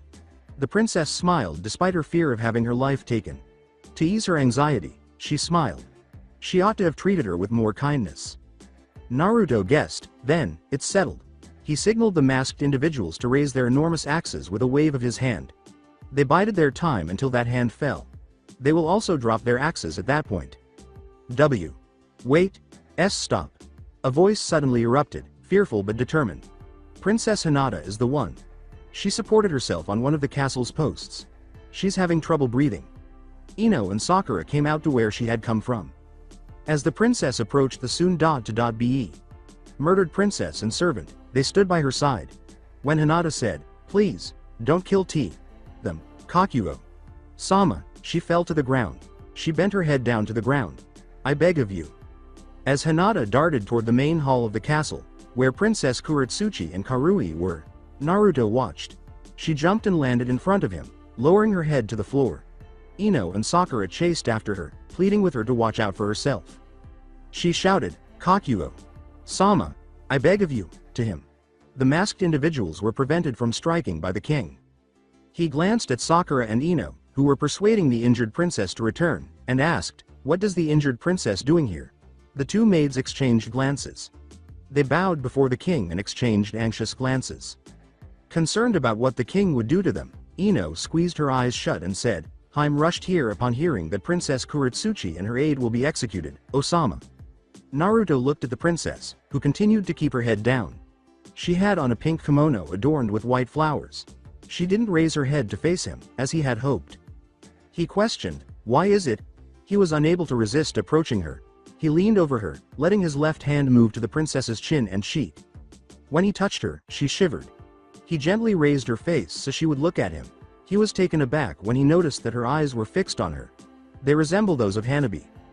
"Please, Kakuo. Sama, let them go," she said, her lips quivering and parched. Does she fear him? Is she trembling because she's afraid of his eyes? He cleared his throat and asked, Why had he met someone with those snowy eyes? He wondered. The king scowled in perplexity, but he dismissed it. But he continued to gaze at her. "Why would I let them go?" Hinata muttered, "They're not the one who caused me to do this." He doesn't frighten her. She simply feels uneasy. Her heart leapt and pounded more quickly at his touch. His fox like crimson eyes seemed to be staring into her soul. She was rescued by this man. When she tried to turn away, Naruto asked him a question that startled her. "Do you fear me?" No, I don't fear you, I mean, Kakuo. Sama. I'm just feeling disordered, she replied, feeling flushed. Naruto examined each of her features. Raising his hand, he touched her forehead. Once more, the princess sensed it. She feels butterflies in her stomach and her heart pounding in her chest. What are these? The king withdrew his hand and said, "You should go back to your chamber and rest." He motioned for Sakura and Ino to remove her from the main hall of the castle, saying, "No, I order you to return to your chamber and rest." Tsunade and the ministers observed the event in silence. "Why? You shouldn't kill them, Kakuo. Sama. They did nothing. Wrong. Princess Kuretsuchi isn't the one who did this." Hinata wept. She used the sleeve of her kimono to wipe away her tears. She started to sniff as her breathing accelerated and her chest constricted. "Kakuo. Sama, please listen to me," she said. Her heart fell when the king growled, "Then, who harmed you?" She's shocked. After witnessing that scene, Naruto felt regret for his actions. She did nothing wrong, so he shouldn't have yelled at her. Following behind, Hinata said, Don't hate me." Her sleeves conceal her face. Naruto's gaze expanded. How come he would despise her? He listened to her cries and entreaties in silence. For some reason, his chest constricted. The king ordered, "Leave us. Bring the prisoners inside the dungeon." Everyone followed his instructions and bowed to him. Hinata is the only person left with him. Naruto sat in front of her and waited for her to stop sobbing. "What is your name, Haim?" Hinata's puffy eyes were fixed on him. Her eyelashes are still wet from some of her tears. She bumped her point fingers together as she swallowed lightly. "It's Hinata, Kakuo. Sama," she said in a raspy voice. The king shut his eyes. The sight is excruciating. The princess he saved had just been moved to tears by him. He suppressed that thought and searched for the appropriate words. The dead silence made Hinata tilt her head uncomfortably. "You claimed not to be afraid of me, but why? Are you referring to what you just stated? You said you didn't want me to despise you, but why? Have I caused you any harm?" Like he could actually say those words. He opened his eyes and gazed at her without expression. It is hard to deal with the princess in front of him. She resembles a bunny. Soft, cuddly, naive, shy, delicate, and prone to tears. The king gave his head a back rub. He could make her cry once more if he acts scary. Should he show her who he really is? Hinata broke the silence. "Kakuo. Sama, tell me what happened to you. The truth." Slurring, "Kakuo Heika is acting unusual," Danzo said. "He is with Kabuto and Orochimaru inside the left minister's turf." "I disagree, Sadaijin Danzo," maintained Orochimaru. "He's an idiot king. Of course he's like that," he said. Laughing, Kabuto said, "I approve with Orochimaru." Danzo smiled at them. It is believed that the king is becoming weaker. Furthermore, the king is only familiar with cruelty. Kabuto whispered as weakly as he could, about Sasuke's. The girl he loves was already dead, just like what he said. His two companions gave him a perplexed look. Danzo growled at him and asked, "How did she die?" Kabuto bowed his head at him quickly. "She died in the war. She's gone." "It can't be." The left minister growled, his jaw clenched. The girl was essential to keeping Sasuke under control. They can't carry out their plan without her. The table was slammed by him. The elderly man is furious. Orochimaru soothed him by saying, Sadaijin Danzo.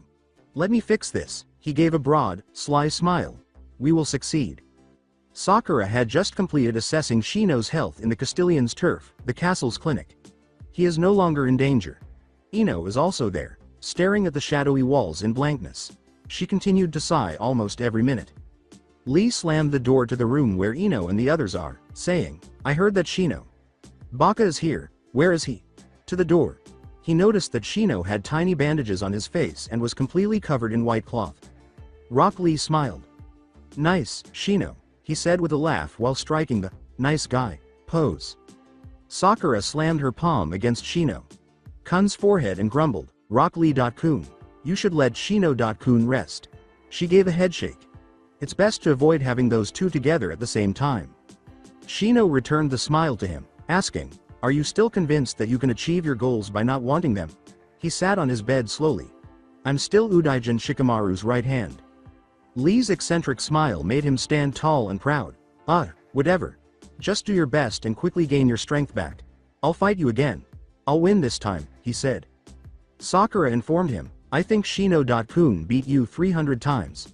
The three close friends were arguing, and Ino watched.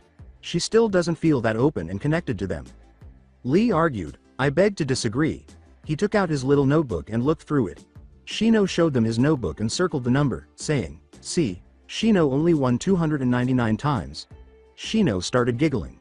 Sakura used her hand to chop off his head. You're not allowed to move recklessly yet, Shino said, but Sakura-chan, laughter is the best medicine. Sakura put a hand to her face. With a smile on her face, Ino said, ha ha ha, you get along well. The left hand of the right minister asked, oh, Ino-chan, how long have you been there? He certainly didn't sense her. The words, centipede brows, sighed Sakura. Anyways, why did you come here? She inquired, shifting the subject. Rock Lee's expression darkened. He inhaled deeply. Sakura furrowed her brow. The idiot took a long time to say what he needed to say. The real culprits are in the dungeon. What? Isn't Princess Kuretsuchi the one who caused Hinata time like that? Replied Shino. My, superior Shino, you are growing weak. The real culprits have deceived you. Ino-chan, Sakura-chan, help me get to the place where the real culprits are. Shino begs. After waiting for Sakura's approval, Ino assisted him in getting to his feet. Lee warned them, be careful, there are pests in the castle. Ino went cold. What was meant by the person with the thick brows? Shino and the others reached the dungeon containing the prisoners. He noticed two women kneeling with their arms bound behind them. One of the women had a curvaceous figure, was taller than the other, and had fair skin. Her straight blonde hair, which was cut in an asymmetrical bob style with the front bangs reaching her shoulders, framed her face, and her eyes were blue. She was dressed in a very low dot-cut outfit that showed off her ample cleavage, complete with a flak jacket that only covered her stomach, a short skirt, red hand guards, and mesh armor underneath. The king was in front of her, and she was glaring at him. Calm down, Samui. We can't defeat them, exclaimed the woman next to her. She had brown eyes without pupils and fair skin.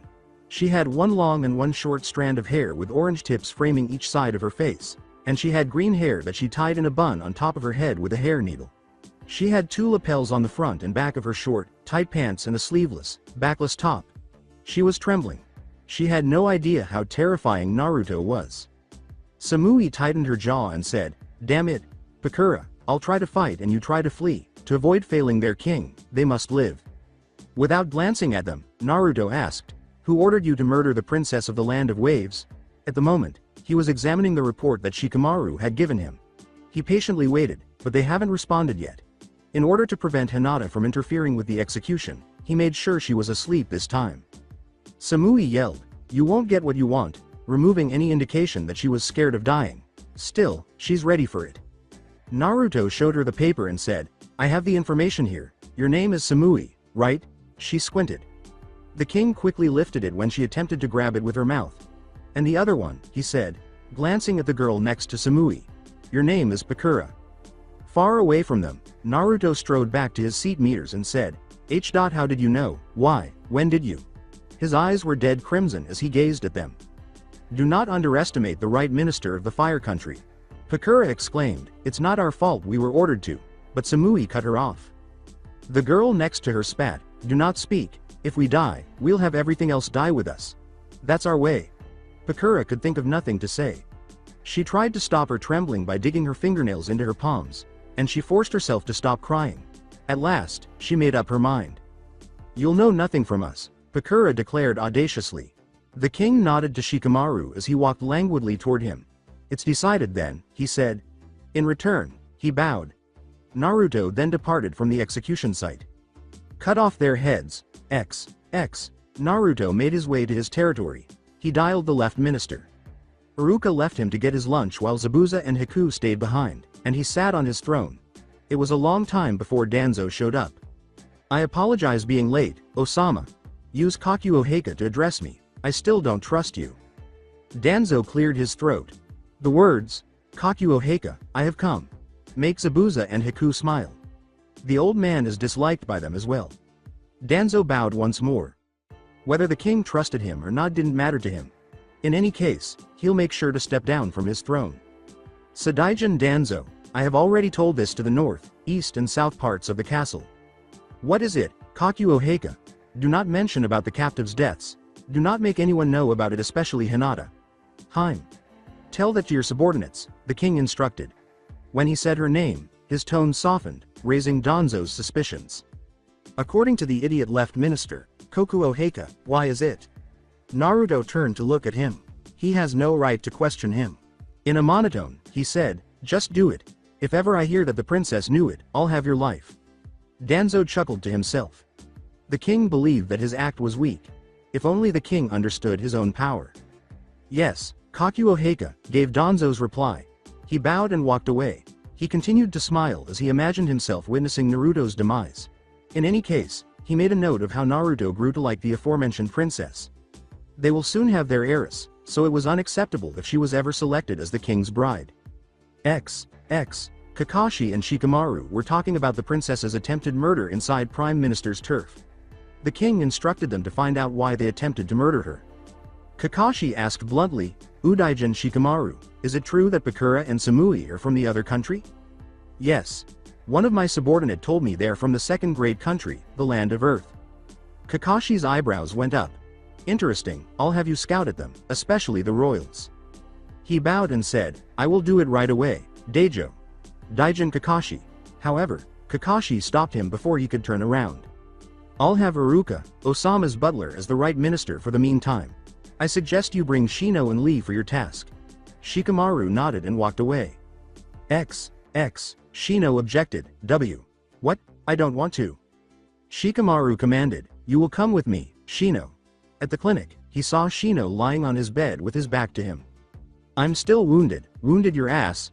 I saw you earlier. You are faking your walk so that Sakura-chan can support you. More like hug you. Shikamaru laughed at him. Shino leapt on him and shot himself. Don't tell her, please. Please, Udaijin Shikamaru. You are the strongest of all. You are the greatest, Shikamaru chuckled at him. He finds it amusing how calm and enigmatic he was in combat, but he is predictable when it comes to expressing his unrequited feelings for Sakura. See, you're uninjured at all. After you pack your things, meet us at the castle's main gate. I and Lee will wait for you. Hinata discovered herself in her room. She wondered how she got there as she gazed at the ceiling. She recalled her previous actions. She told Naruto that while she was walking in the castle's garden, one of the girls called for assistance. She persisted when one of the guards prevented her from leaving. She trailed after her until they arrived at the woods. The girl mysteriously vanished there. Wild animals began attacking Hinata after she was abandoned there. Throughout the princess's speech, Naruto kept his eyes fixed on her. She was stuttering a lot at first. He raised his hand and used the back of it to wipe his right cheek when he asked why. She had just explained to him how she became anxious and how her heart behaved oddly around him. His blush was concealed. When he asked how she managed to survive for 5 days, Hinata proudly explained that it was because she had learned how to defend herself back home. It was impossible for Naruto not to smirk. It may sound ridiculous to have a strong wife, but he will accept it if it means he can rely on her. Hinata's last words were to spare the girls who attempted to murder her.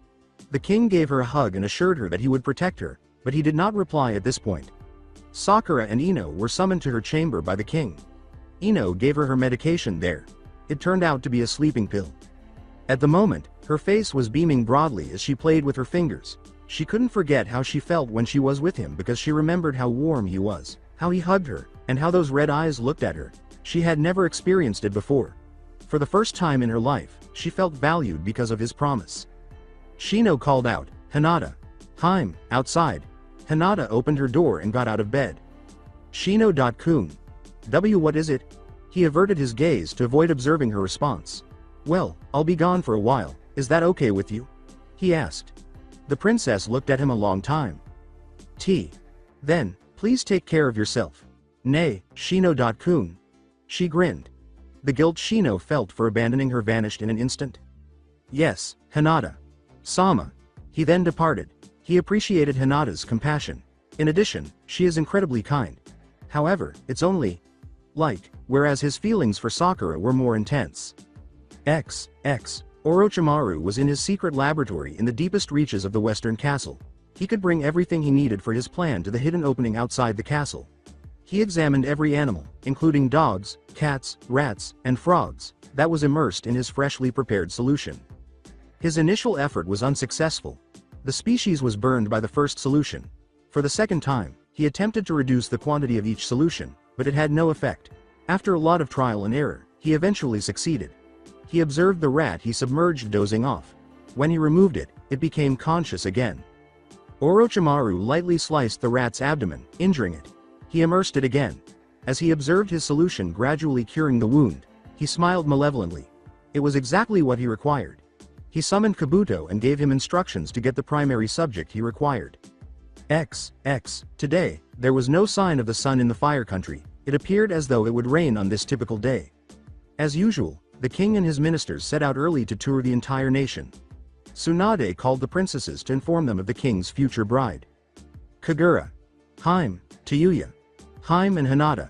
Hime, due to the inconvenience, I have decided the three of you to pass the third task. Yes.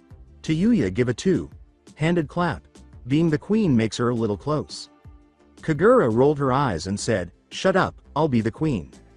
Tsunade observed the typical situation. Like the other princesses, she always pondered whether Hinata wanted to be the queen. She managed to figure it out somehow. "Before I announce the fourth task, I would like to know why you wanted to win the tasks, may I?" Tayuya insisted on speaking before Kagura could respond.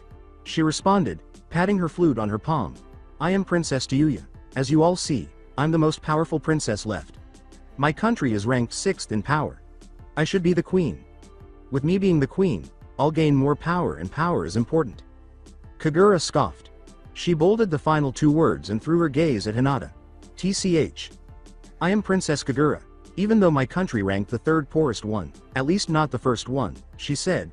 She was the only princess wearing a revealing kimono, and she claimed, "I wanted to be the queen and I deserve it because I'm the sexiest one here." Tsunade asked excitedly, "I see, how about you, Hinata?" "Hime." But he concealed it with her low-pitched voice. Hinata paused, holding her hand to her chest, and said, "I don't think I deserve to be the queen. I mean, Coco. Sama need to marry someone from a powerful country. My country is not one of them, but I want to stand near Coco. Sama, IW. Want to be with him. I want to be by his side, but I must be a queen in order to do it, IW. Will try my best." She dropped her head in shame. Her response was met with laughter from the other princesses. Tsunade understood what she meant when she said those words, but they did not. She was well aware of it. She spoke those same words to Jiraiya, her late husband. Naruto was the object of Hinata's affection. She simply cannot allow it to happen, despite her desire for her to be the queen. There were protocols. She could only hope for the best for her. "Very well. I'll meet you at the castle's dance hall tomorrow." Princess Kuretsuchi, who was believed to have attempted Hinata's murder, appeared in front of her just before she entered the 5th row of the queen's turf. The proud Kuretsuchi appeared appreciative. There was not the slightest trace of disgust or hatred. All she was doing was grinning at her. Hinata's lips were slightly parted as she gazed at her. She bowed, "Hinata. Hime," to her. Hinata was uneasy. Yes, Kuretsuchi. Hime. A few drops of water fell from the snow-eyed princess's eyes as she said, "I apologize for treating you badly. This is the first time someone has expressed regret for mistreating her. Please forgive me." IA. Accept it? Kuretsuchi questioned. "Do you not feel angry at me?" She laughed. but her smile gradually dimmed as she said, "All I did was hurt you and told how filthy you were, and you accept my apology just like that? Why?" When the other princess drew Hinata into a tight embrace, her eyes widened in surprise. Don't know, but I want to squeeze you now." She expressed her gratitude while crying on her. She also expressed gratitude to her for saving Karuis and her lives. She was invited to Princess Hinata's chambers. They conversed until they felt at ease with one another. The two eventually became friends. "By the way, Hinata. I'll leave the castle soon. It's sad, I think I'll be lonely without you." "Why is that?" inquired Kuretsuchi. "Sakura, Chan and Ino. Chan are nice but they're busy with their works, and Shino-kun just left." "You mean, you don't have an aide?" Kuretsuchi did indeed alter her tone of voice when speaking to the servants. She employed aide rather than slaves. She will always remember Karui's behavior at that time. She will now cherish her aides. Well, Hinata said, rubbing her respective index fingers together. Princess Kuretsuchi didn't like that idea because she was worried about her friend. She nearly died. In addition, she is disliked by the other princess as well.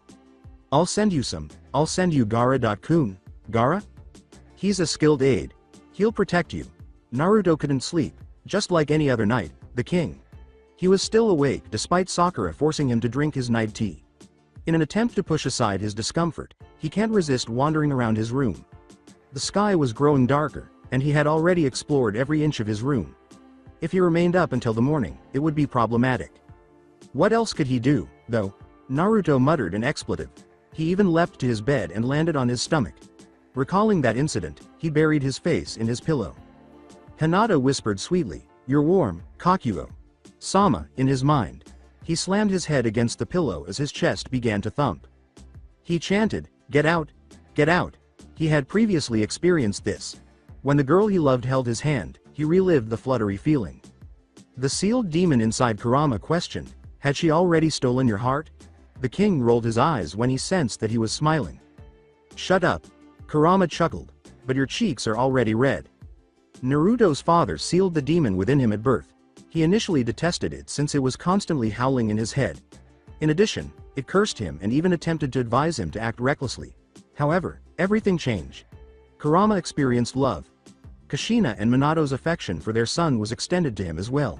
He quickly became best friends with Naruto. Like a typical individual with his pet cat or dog. However, they are unable to avoid arguing most of the time. "But calm yourself. Your heart, it's bothering me too." He felt Naruto's hand against his chest. It's beating more quickly than usual. He wouldn't have hugged Hinata if he had known it would make him feel this way. He knew deep down that he kind of liked it. Kurama let out a sigh. He attempted, but was unsuccessful, to prevent him from falling in love with a particular girl when they were younger. He simply closed his eyes because he knew he would fail again. He chose to disregard Naruto's profanities. In contrast, Naruto was reflecting on his embrace with Hinata. It wasn't quick, but it wasn't long either. She was sobbing and pleading with them not to kill the people who had hurt her. He pulled her into an embrace because he was at a loss for what to do. It was successful. She gradually relaxed as she felt his warmth. Unconsciously, he put his chin over Hinata's head as her aroma filled his nostrils. He became dependent on it. He released her after realizing his heart was racing.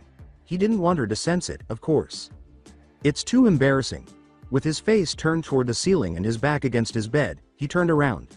His face lit up with a smile. Perhaps it's okay to think about her, is it? He hasn't had to worry about his nightmares for the first time.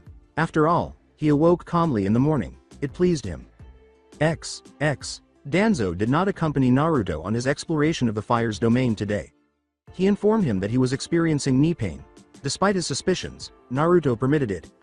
Furthermore, all he did was make pitiful justifications for not giving the people their wedges. Danzo changed into clothes more suited to the average person. Wearing a black hat on his head and a brown yukata and white sash worked. Without anyone recognizing him as the left minister of the fire, he had to leave the castle and the fire country. He rode a ship and reached the country of Earth in 2 hours. The path to their castle was led by one of the Earth King's servants. He arrived at his destination a few hours later. The Earth King, Mifune, welcomed him, saying, "You have arrived safely, Sadaijin of Fire." He was wearing bandages around his head and had long, gray hair that nearly fell to his waist. His eyes were black and wrinkled. A mustache and gray goatee beneath them. He was dressed simply in sandals and a purple kimono. Mifune gestured for Danzo to take a seat next to him. "Tell us, did we succeed?" Danzo replied, "I'm scared to say this, but we failed." He turned to face the two kings. Jirobo, the king of the land of water, and Mifune became agitated. Jirobo slammed the door and yelled, "It's a perfect plan. We'll have the princess of the land of waves die and let the princess of the land of iron take the blame." His massive, commanding body stiffened. "It's simple as that. Why did we fail?" Mifune, the king of earth, furrowed his brows and composed himself. "I agree with him, supposed to be, if we succeeded, after the fearsome king had killed the princess for her iniquity, the king of the land of iron should have declared war against the fire's king." At them, Danzo's eyebrows went up. "Your servants were weak. They failed to kill the wave's princess. They could have succeeded if they had sent their strongest shinobi." Jirobo countered, "We should have sent someone more capable of doing it." At the moment, he was expressing his irritation by tapping the wooden table that had been varnished. Danzo proposed, "Then, how about we directly kill him?" The two kings were appalled. "What? No. No way. I fear him," cried the chubby king. He recalled the death of the third of the great country, the king of the land of light. "Danzo, your king, his bloodlust is strong. It's there, he's just waiting for a chance to release it. Besides, he never showed us his full power." "Yes, don't you remember how he slayed the 100 units that were sent to kill him? He was enjoying the sight of blood? I'm warning you, Sadaijin Danzo, do not fight him directly." Mifune alerted him. Hirobo's jaw was scratched. "That's why we wanted the other countries to fight him." Danzo's expression changed to one of dismay. "It is unquestionably true that Naruto kills someone who has committed a crime, which makes him terrifying. You are all cowards. However, he doesn't kill mindlessly. Sadaijin Danzo, we are no coward, it's just, he's a demon." Rock Lee was listening to the three individuals conversing with each other without any of them noticing. "I appreciate his enhanced abilities. However, he was immobile. He froze. His furrowed brows nearly split open in shock. Although it took him some time to react and move, he will undoubtedly inform Udaijin Shikamaru about it." A female voice said to him, "Oi, are you the new maid? I'm Princess Tenten, the only child of the Earth's king and queen. Come, help me change my clothes."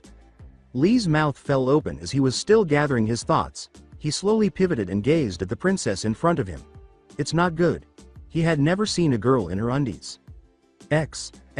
When Ino reminded her, "Hinata. Heim, you should extend your arms more."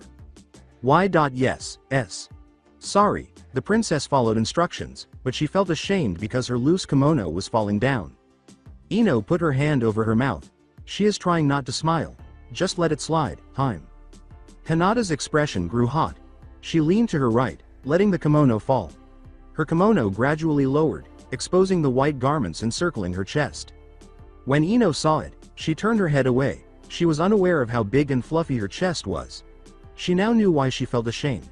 In contrast to Princess Kagura, who typically wore illuminating clothing, the timid princess was innocent. Performing the affection tap flawlessly was Princess Kagura.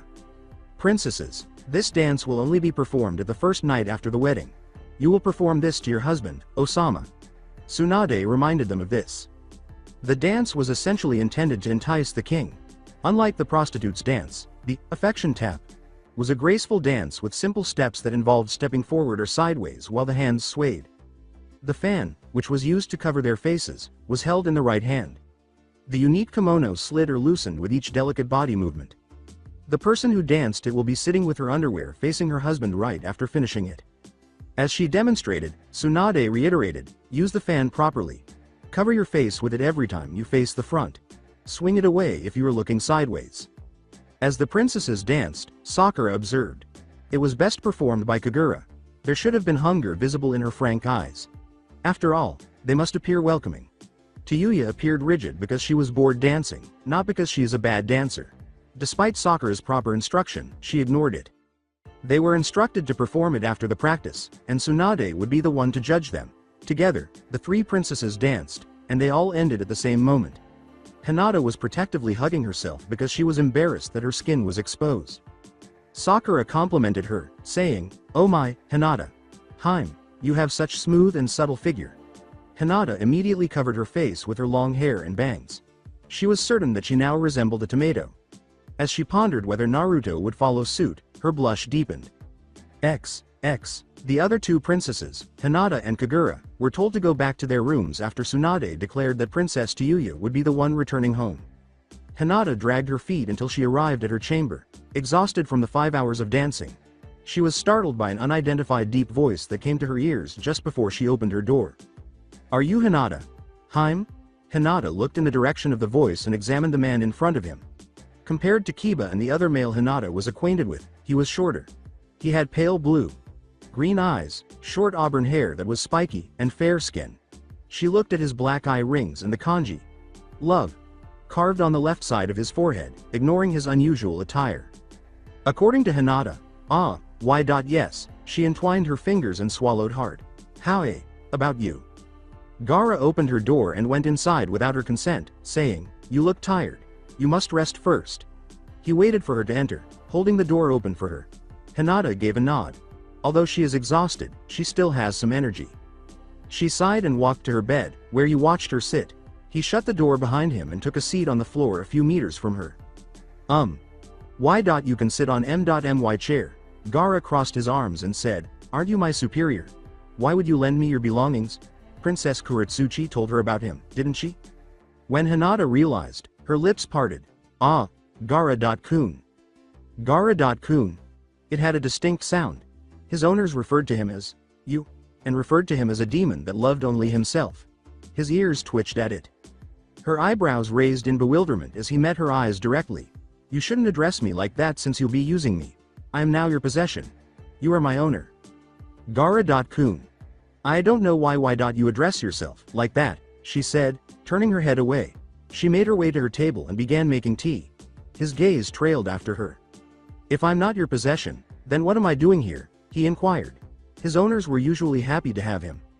They appreciated his unwavering obedience to orders. He will undoubtedly kill if instructed to do so. That's how he made money. For himself, he did it. He was dubbed the demon who loved himself because of this. "What am I to you?"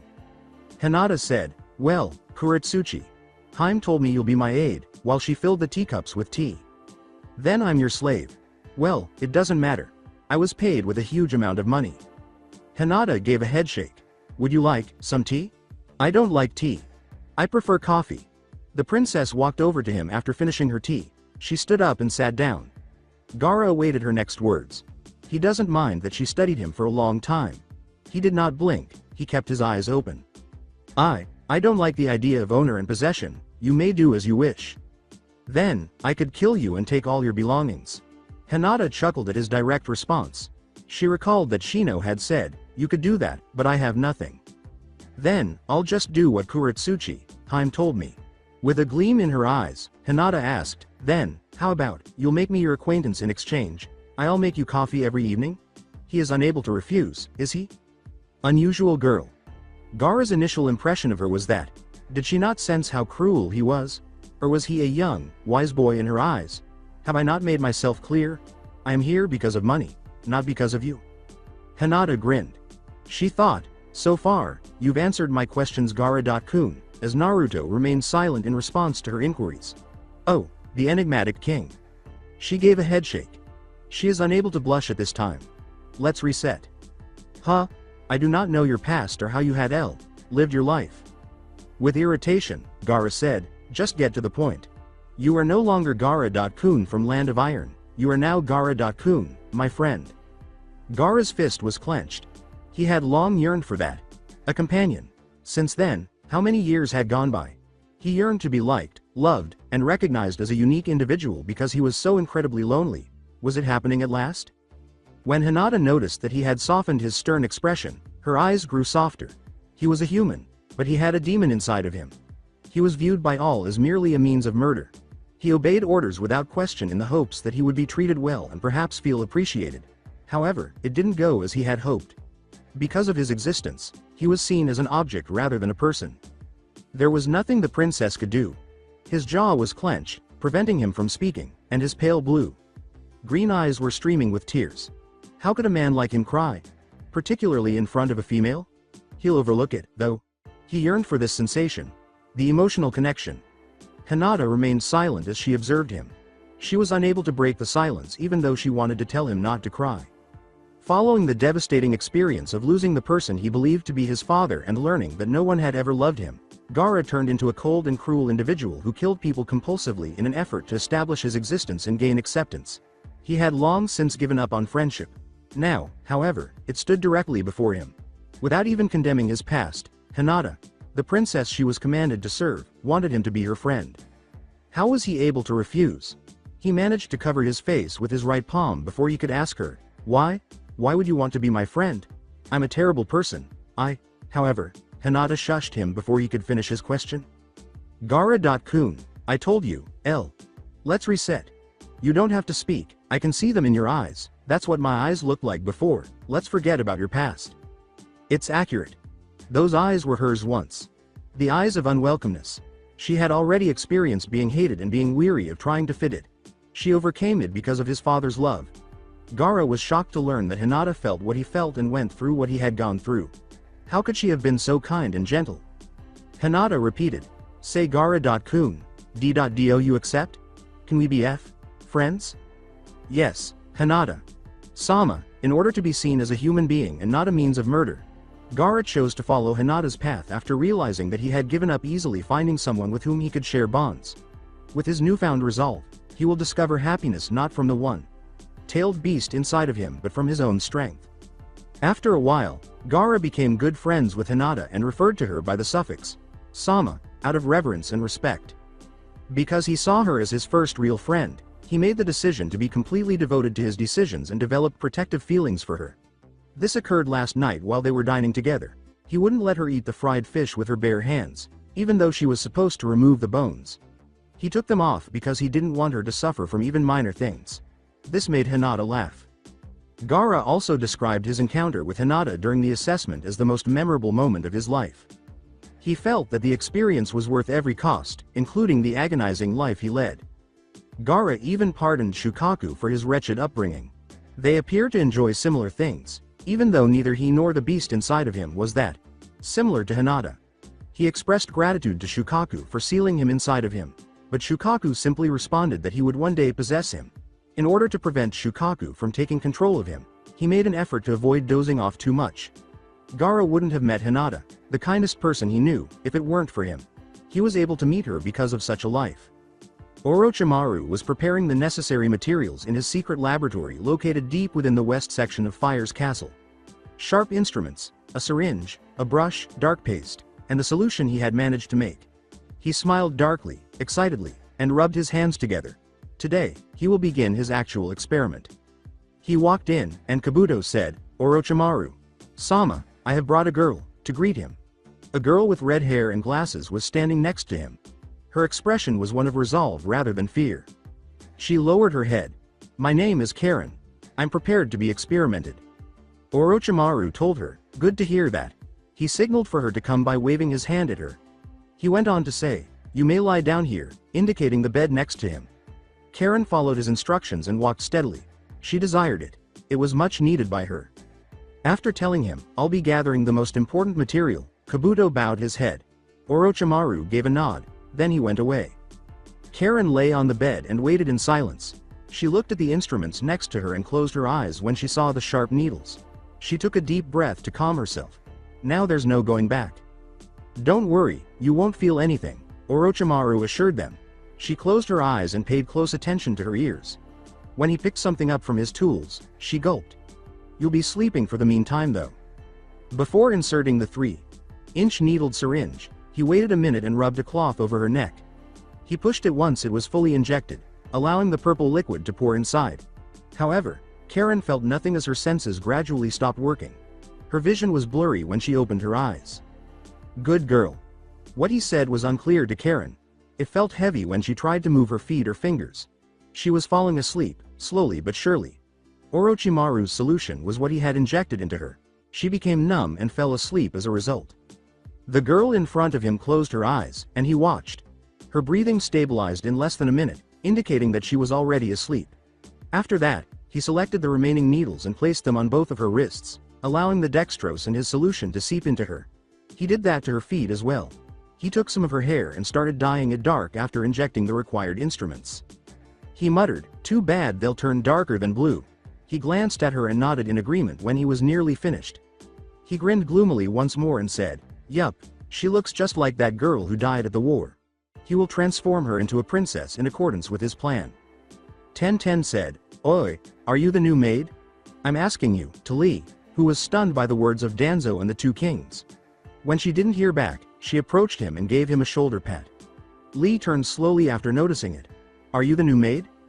He clenched his throat and said, "Why yes." Lee was able to mimic the high-pitched voice of a woman. Then he bowed his head and looked at her. Tenten looked at him for some time. Lee had on a long-sleeved, pink yukata. The side of his cheeks was perfectly covered by his long, curly, black hair. He had on red paint for his lipstick and makeup. He looked stunning. Don't look at his eyebrows, though. Well, Lee's attire led her to believe he was a woman. Tenten began to move away from him, saying, "I am Princess Tenten, the only child of the king and queen of the earth. Come, follow me. I'll be needing your help for changing my clothes." Wait time! Exclaimed Lee. His throat nearly ached. It was more difficult than he had anticipated to mimic female voices. I circa can't, us. Should f. Find a. Another m. Maid, his first sight of a girl's bare shoulder, much less a nude woman. He put his long sleeve over his nose. Tenten paused and turned to face him again. She placed one of her hands on her hip and lifted one eyebrow. "It's not like you don't have female parts." Lee took a deep breath and then swallowed forcefully. Refusing her would make him appear suspicious. Then, with his eyes fixed on the ground, he made the decision to shift his feet in her direction. He was wearing a female sandal, not because he might trip or anything, but rather because he was covering up his glowing cheeks. Was he fortunate or not? He was unaware. However, he made the distinction that until his mission was completed, he needed to pretend to be a female maid. He didn't look around the princess room when he arrived. He doesn't have time to be impressed by her preferences. Although her room was lovely and filled with adorable items, he needed to focus for the time being. Tenten, however, selected two of her kimonos from one of her closets. As she raised each one with her hands, she asked him, "Maid Chan, what do you think looked better?"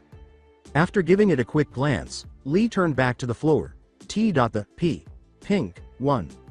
She said, "Pink it is," and put the other kimono back.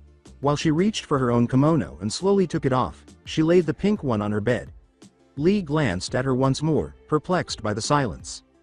Rosie's soft skin, the way the clothes slide down, him close to her. Lee turned his head away once more, but this time he was looking up at her bare back, which was clearly visible. He is pleading with God to perform a miracle. Perhaps stop time to allow him to go, or perhaps force her to change her mind and put on her clothes again. Nothing but her nude in front of him. She asked him, "Maid Chan, won't you help me?" He was fortunate that she had her back to him. Yes, was his response. He moved forward and grabbed her clothing with his shaking hands. He shut his eyes. For heaven's sake, he's a man. How could he have female parts? He swallowed again, more forcefully this time. How could he have experienced this? He sobbed while mentally reciting Tenten, his apology to her. However, she won't be aware that he's a man, would she? When Shino was with Shikamaru, he would pose as his nephew in order to obtain information from the locals. Lee released his insects throughout the Earth's country just before he left them, giving them access to any location he desired. He was asked by Shikamaru, "Why are you laughing?" He gave him a look. Shino was certain that he wasn't grinning or displaying joy. How did he know? Shikamaru appeared to be aware of it. "I can tell." "Lee is currently having a hard time," he said, being careful not to speak above him. "Does he need our help?" He said, "Nah, he can manage it," with a headshake. "But I'll make sure I'll tease him afterwards." Shikamaru let out a sigh. "Well, never mind him then. We need to find a place where we could stay," he replied. They were not inside the castle. They required the people of the Earth's nation. They can learn some crucial information from them. "That inn looks cheap but worth it, let's enter." A girl with remarkable features greeted them as they opened the door of the inn. Ignoring the wooden floor's creaks, they approached her. The girl gave them a playful glance. Shino and Shikamaru were dressed in clothing from the land of wind. Shino was carrying a bag made of coconut leaves, a rare item that can only be found in the wind country, and he was dressed in a huge light blue male yukata with a hat dangling at his back. The dark green version of Shikamaru's attire was on him. The woman said, "Welcome to Subaku's inn," to them. Despite being expected to smile, she failed to do so. She was told by Shikamaru, "Your face doesn't look welcoming though. Were the people of Earth inhospitable, or was it just this woman?" The girl gave him a fierce look. "My name is Tamari. I'm in charge of this inn. If you have a problem with my greeting, the door is open for you. Or, I could just kick you out," she said with an expression of boredom. Shikamaru appreciated her bravery. That was unlike any girl he had ever met.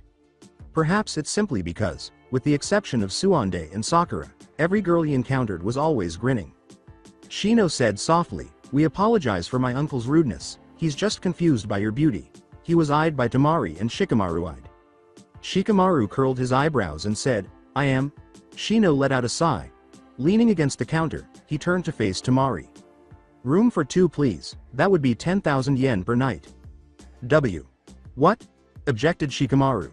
The least expensive was 100 yen per person per night in their nation. He questioned him with suspicion. "Hey you, does your king knows this? She will be imprisoned if he didn't, and it turns out that she was taking more money than they were required to pay. That fucking king is the reason for it. Will you take it or not?" Tamari screamed. Shikamaru snarled. He handed her the money. Fortunately, he had a lot of cash on hand. Telling her, "We'd like to stay for 3 nights, Tamari gave a nod. "Your name?" she inquired. "Shikadai, how about you?" Shino grinned. "Ah, my name is Sakino," she said. Shikamaru gave him a smile. Shino merely gave an eye roll. Tamari said, "I've listed your names.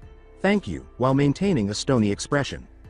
"Oi, Tamari, I'm curious, do you even change your expression aside from your no-emotion face and pissed face?" asked Shikamaru. He asked it without thinking and without knowing why. She gave a direct response. "I can show you my smile, but I guarantee you, you'll fall for me." Shikamaru gave his head a back rub. How annoying. Tsunade summoned Hinata and Kagura to the Land of Fire. They were instructed to meet at the king's office and wait for him until he emerged. The final of the 5 tasks will be revealed today. As anxious as ever, Princess Hinata's chest was pounding uneasily. She had avoided the savage glare of the other princess by keeping her head bowed. She bit her lower lip and stared at the chilly floor. Hinata was more concerned about facing Naruto again than she was about becoming the king's wife. Gaara, a few meters away, could feel her unease. She never realized it, but when she was worried about something, she was unconsciously biting her lip in addition to playing with her hands. He wanted to reassure her that everything would be alright and that she would be alright, but he was somewhat restrained by the awkward silence. Her assistant knew Hinata had feelings for Naruto. Yes, he was pleased to know who she was attracted to, but he was also troubled. He ignored Shikaku's repeated warnings that she would leave him too, just like the others. Perhaps it was that thought, and nothing else, that was causing the tingle of pain in his chest. When Ino and Hinata discussed the king, he simply cannot resist closing his ears. He had no idea why. There had been a long silence before Princess Kagura spoke. "Say Hinata filthy. I will not threaten you to purposely lose to me. I'll know and I'll make sure Kokuoheka will choose me. I'm just curious though, what will you do when you return to the rubbish country of yours?" Gaara opened her mouth to speak, but Hinata grabbed his sleeve instead. When he noticed her tiny hand next to his sturdy and looked curiously at her face, he noticed a strange expression on her face, and his anger subsided. Her gaze was fixed on the keen eyes of Kagura. She wasn't even shaking. She isn't afraid. For the first time in her life, Hinata mustered all her courage to say, "Kagura. I allowed you to badmouth me, but please, refrain from badmouthing my country." She did not stutter. And that shocked her help. He is more attracted to her the more he learns about her. "Oh, S.So you have shown your true colors. You did a good job acting bashful and gentle, but you are rotten inside," Kagura yelled. She will never allow a commoner to undermine her self-esteem. That's not tea. True, shrugged Hinata. She mustered all her courage, stumbled, and vanished in an instant. "Come on, don't act like that again. Pathetic. It's just me and you with my possession and your, fashionably late horrible slave. Please, don't say such things. Gaara.kun is not horrible, and he's not a slave." Hinata replied to her. The sound pleased Gaara's ears. He appreciated her defense of him as well. "He's nice, he's my friend. Haven't you heard about the famous self-loving demon who kills for money? It's him. He's nothing but a bloodthirsty demon." Hinata exclaimed, Take that back, please." She was crying because he is a human, not a demon, not because she denied what she had said. It hurts to be called for something you're not. She recalled the hurtful things her sister had said to her, including, useless.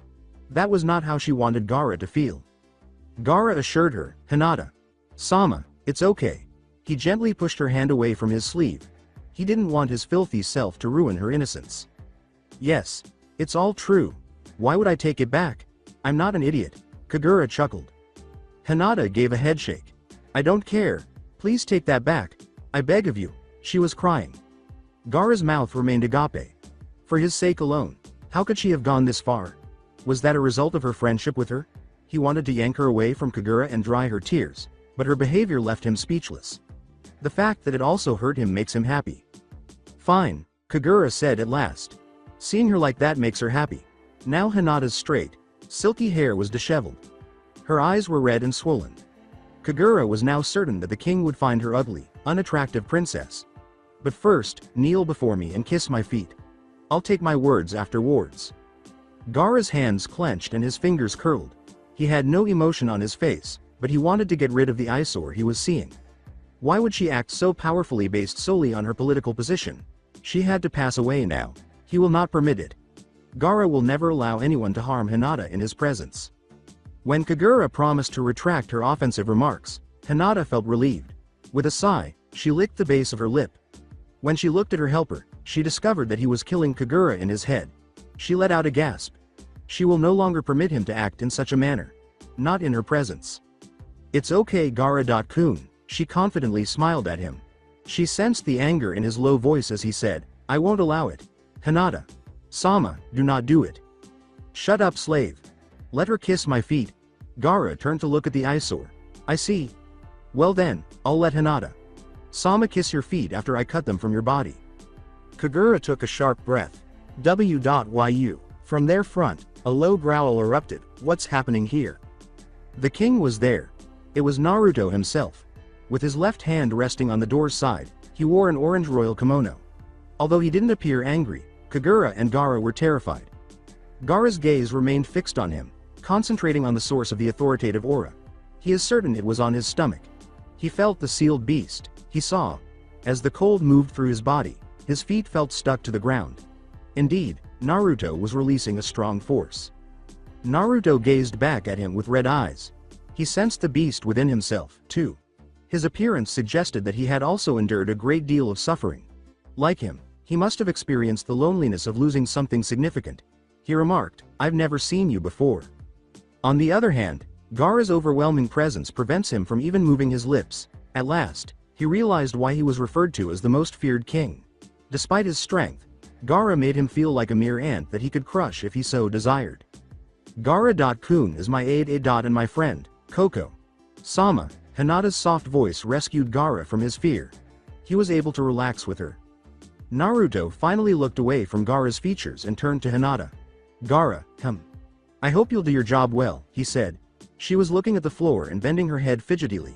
He even gave her nervous stuttering a sly smile. He appreciated that view because he knew how she felt about him, not because she was afraid of him. After all, when he gazed at her, his eyes' intensity subsided. Even though it would take an eternity, he wanted to look at her, but he couldn't. At least not right now.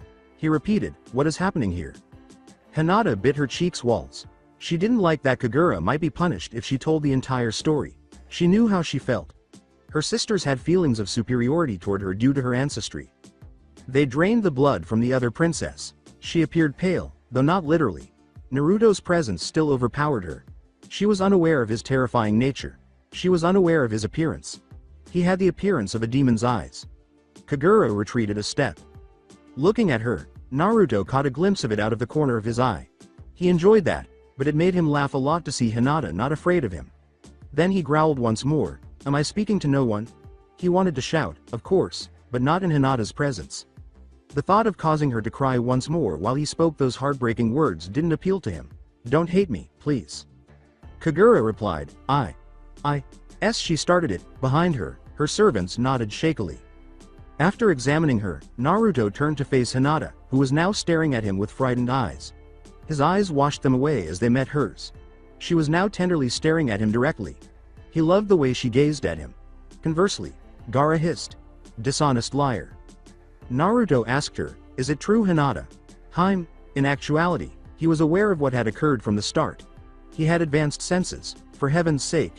Since the other princess was lying, he wanted to rip her head off, but he couldn't. He wished Hinata would not witness such a terrible scene. However, he was interested in Hinata's response to this. Gaara responded, "Hinata. Sama didn't start it. What if he is not as strong as the king? He will never allow his princess to be held accountable for something she did not do." Naruto stood up straight. It's good that he shielded Hinata from criticism. Despite his fear of him, he had the guts to speak up. Since it demonstrates that he is a good servant of Hinata, he will permit it.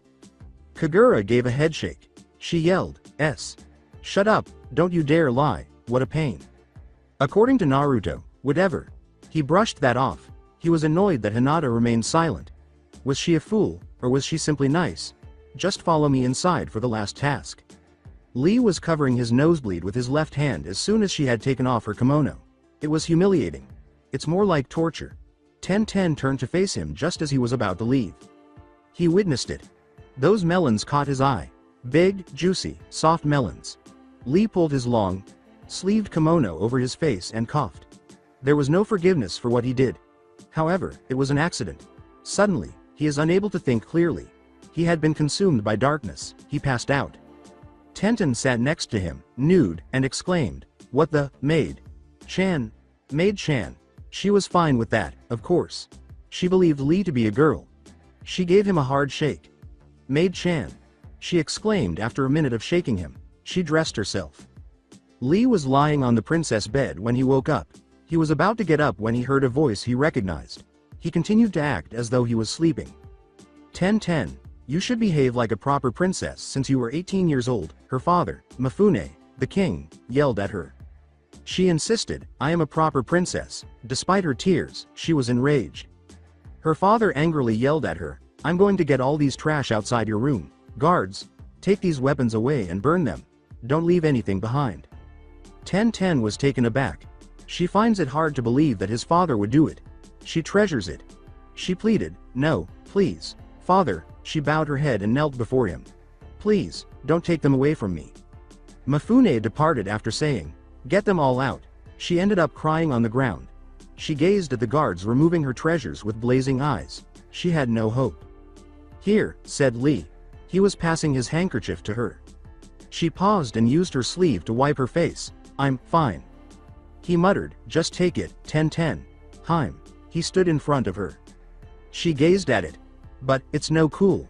Her remark made Lee laugh. "But Heim, you on the floor, crying, do you think it's cool?" Grabbing it, she said, "Fine, keep this a secret." He said in a high-pitched voice, "Yes, Tenten." "Heim." It is painful. However, he continued to talk to her because he wanted to help her feel better. Lee was unaware of her sensitivity when she asked, "Why did your father do that?" Her tear-streaked eyes began to well up once more. He went into a panic. "You don't have to tell me if you don't want to." Her smile was forced. "It's okay," she said. "Most likely to look good. I'll tell you how fucked up my life is." According to Naruto, whatever. He brushed that off. He was annoyed that Hinata remained silent. Was she a fool, or was she simply nice? Just follow me inside for the last task. Kagura gave Hinata the eye to tell her to stop talking. Naturally, Gaara glared at her when he saw it. She ignored him and immediately turned her gaze to her front. As she walked, Hinata simply bit the walls of her cheeks. The fact that Naruto was only a few inches away from her made her uncomfortable. She was drawn to him, but she wasn't sure why. The king's office was furnished with his golden table and chair as well as couches. Naruto instructed the princesses to take seats on the two couches in front of him while he sat on it. Their assistants stood behind them as they followed his instructions. Naruto paused to observe their responses before saying, "For the final task, I would like you to fight each other and the one who will win will be the future queen." Kagura had a sly smile. 2 servants worked for her. She believed that Gaara would lose due to the number, even if he was skilled. On the other hand, Hinata's wide eyes were fixed on Naruto. She had a small O formed by her parted lips. Her face made the king want to laugh. It was invaluable. But then, Naruto went on, "I had a change of heart." Hinata let out a sigh of comfort. No, she wasn't concerned about falling short against Kagura. Her concern was for Gaara. He might murder Kagura's servants, not because he is weak. Hinata is determined to fulfill her promise that he would no longer permit her to kill someone. Kakuo Heika, if we are not going to fight each other, then what? Kagura asked. She was speaking boldly to conceal her trembling voice. Naruto's eyes were closed. I'll just ask you about something. What is it? Inquired Kagura once more. In actuality, Naruto was annoyed with her. Why did she not stop talking? Did she really want to be his wife that much? He'll ruin her life if that's the case. Hinata stared at him as he closed his eyes for a minute. His appearance left her speechless. She thought his spiky, blonde hair was soft. She wondered what it would be like to touch them with her fingers. She became even more intrigued when she noticed that the king had 3 whisker lines on each cheek. When his eyes were closed, his face and eyes had a gentle shape as well. But even with his red eyes open, he still had a nice appearance. He opened his eyes to meet Hinata's, who had been lost in thought about him. After 3 seconds, she turned away and bowed when she realized he had caught her staring at him. It felt like summer all of a sudden. She had a burning sensation. It's just one question, explained Naruto at last. He was stating it slowly in the hopes that Hinata would ask rather than Kagura, but she didn't. Did she feel ashamed? What is it, Kakuo Heika? Inquired Princess Kagura. She is unable to simply stop talking. She believed that the king would be more aware of her than Hinata.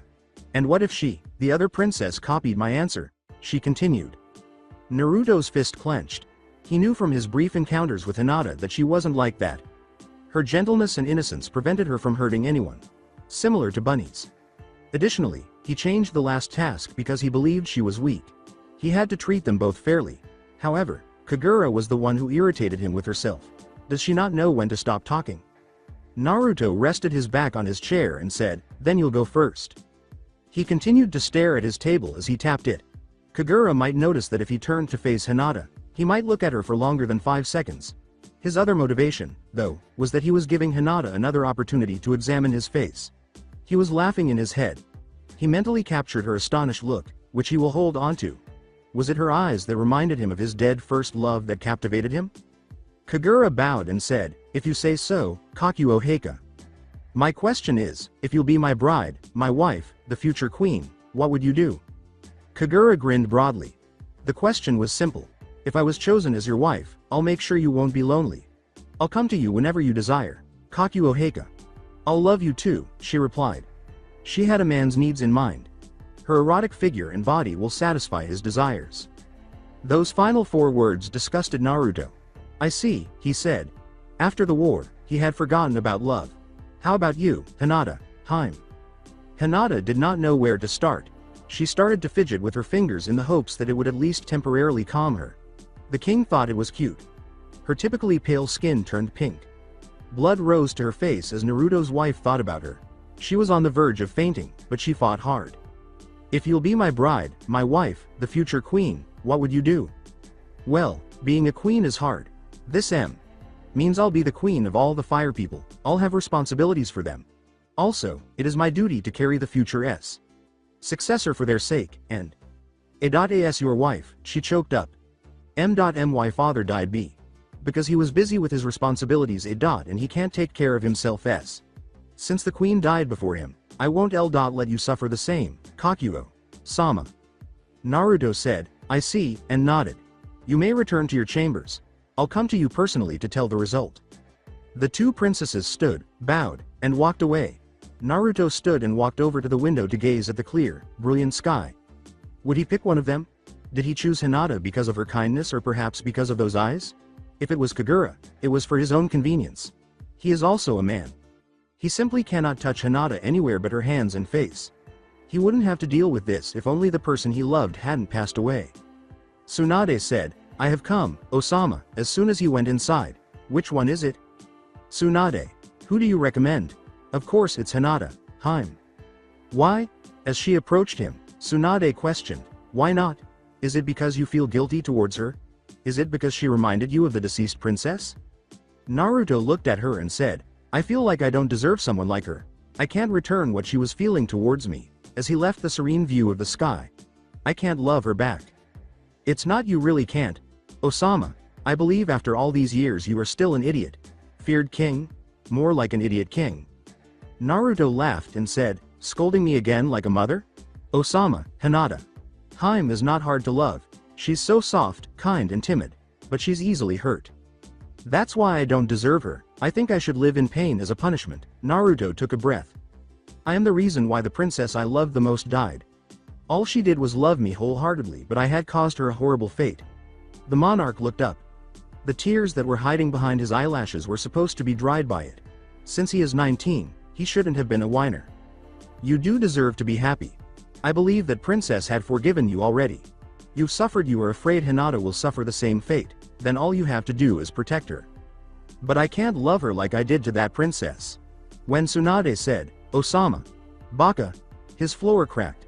Naruto anticipated it. That's how she's always. I told you already, it's not you can't, it's because you don't want to. Will you be happy if Hinata married another man? Like her aide, for example? That, Naruto speculated for a long time. No, I won't agree with that. You already love her. You are just denying it because you are thinking about the past. Osama, don't dwell in the past. Move on. Dead people won't come back, she stated as she left him. She glanced back at him as she opened the door. But Osama, please don't treat Hinata as that princess's substitution. She then departed. The king let out a sigh. Did he truly have feelings for her? He believed that he was merely amused by her. How does loving someone feel? Naruto let out another sigh. Perhaps he will discover it later. Iruka and Danzo were summoned to Kakashi's office. Because he met the princesses, Naruto left them to deal with the situation for the time being. They were within range of the fire people. They desire that the king leave the castle. Naruto is not the king they desire. Kakashi inquired, Udaijin Iruka, what did you find out? They sat with the three of them facing one another. Daijin Kakashi, more and more people were committing crimes outside the castle. My men are having trouble keeping peace, we needed more men. Iruka replied. Yes, please do. You can get some from the castle's guards. You can recruit one too. I trust you on this, Udaijin Iruka. Pick the rightful ones. Iruka replied with a nod. I will. Kakashi gave him a stern look and said, how about the common people? Sadaijin Danzo?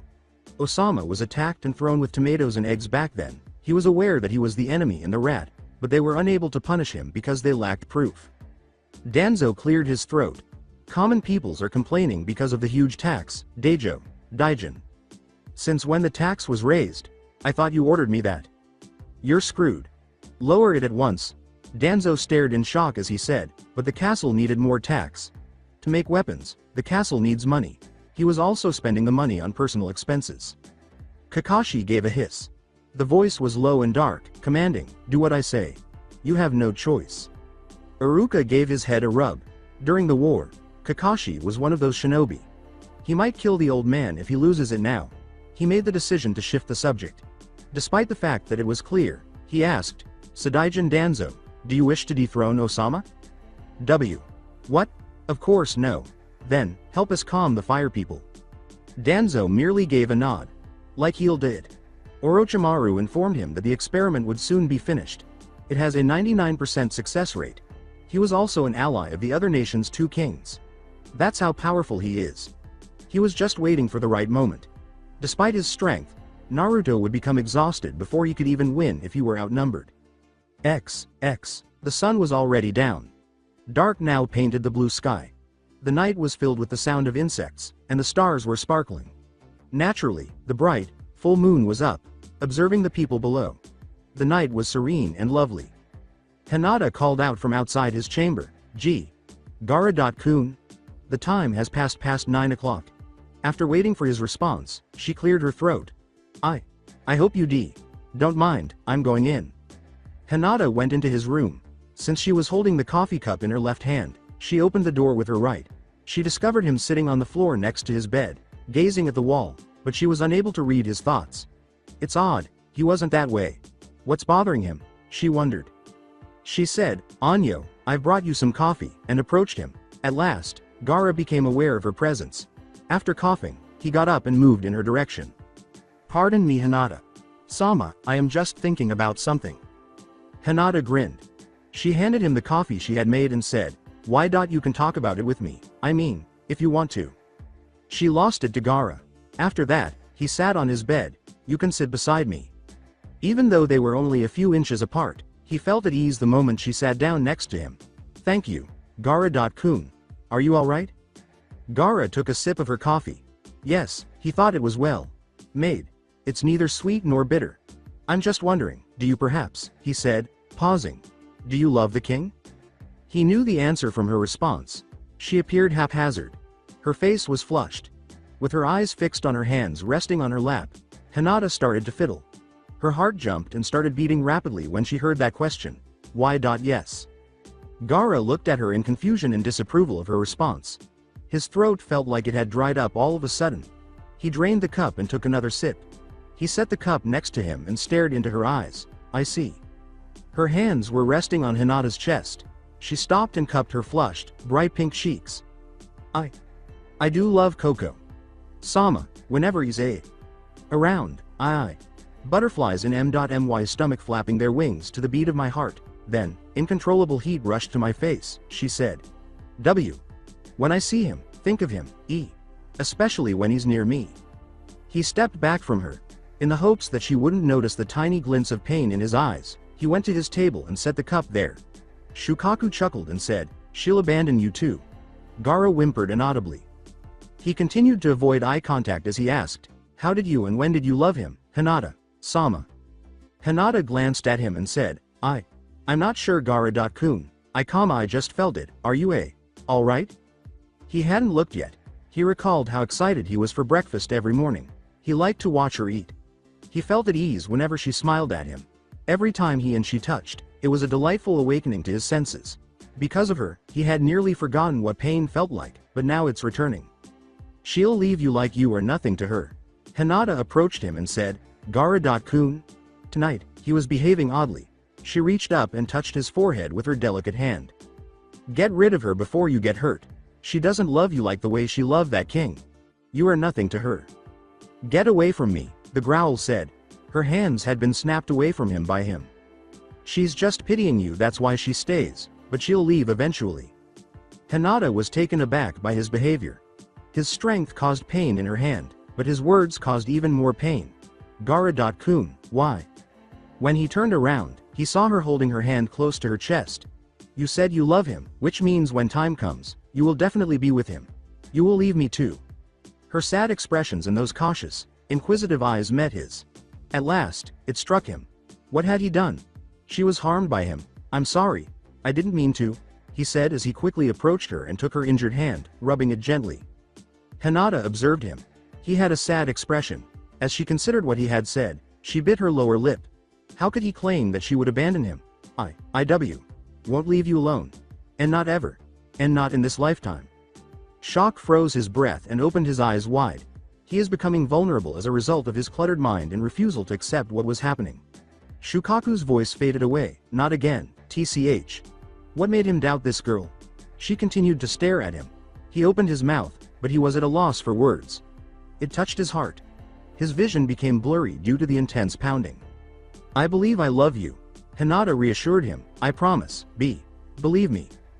Gaara remained silent. He glanced down at her wounded hand. He must have pushed it so forcefully that it left bruises.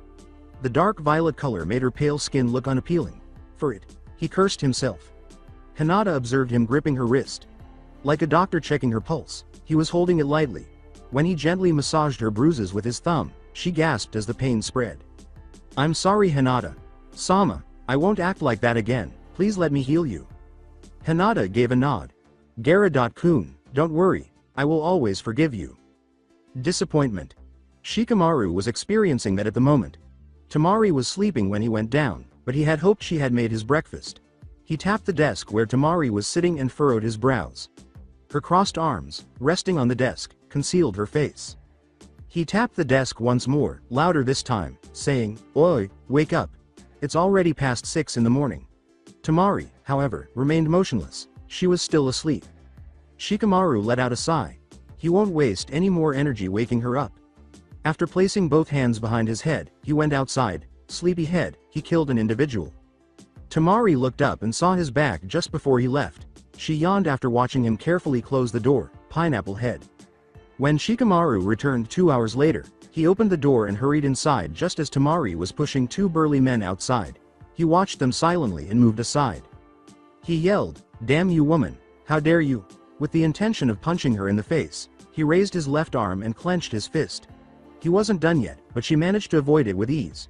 She used her regular-sized fan as a weapon, slapping it on his large, flat nose as he used his other hand to grab her by the hair. He sobbed in agony. He covered his bleeding nose with both hands. Temari merely grinned. "Why you?" yelled the smaller one.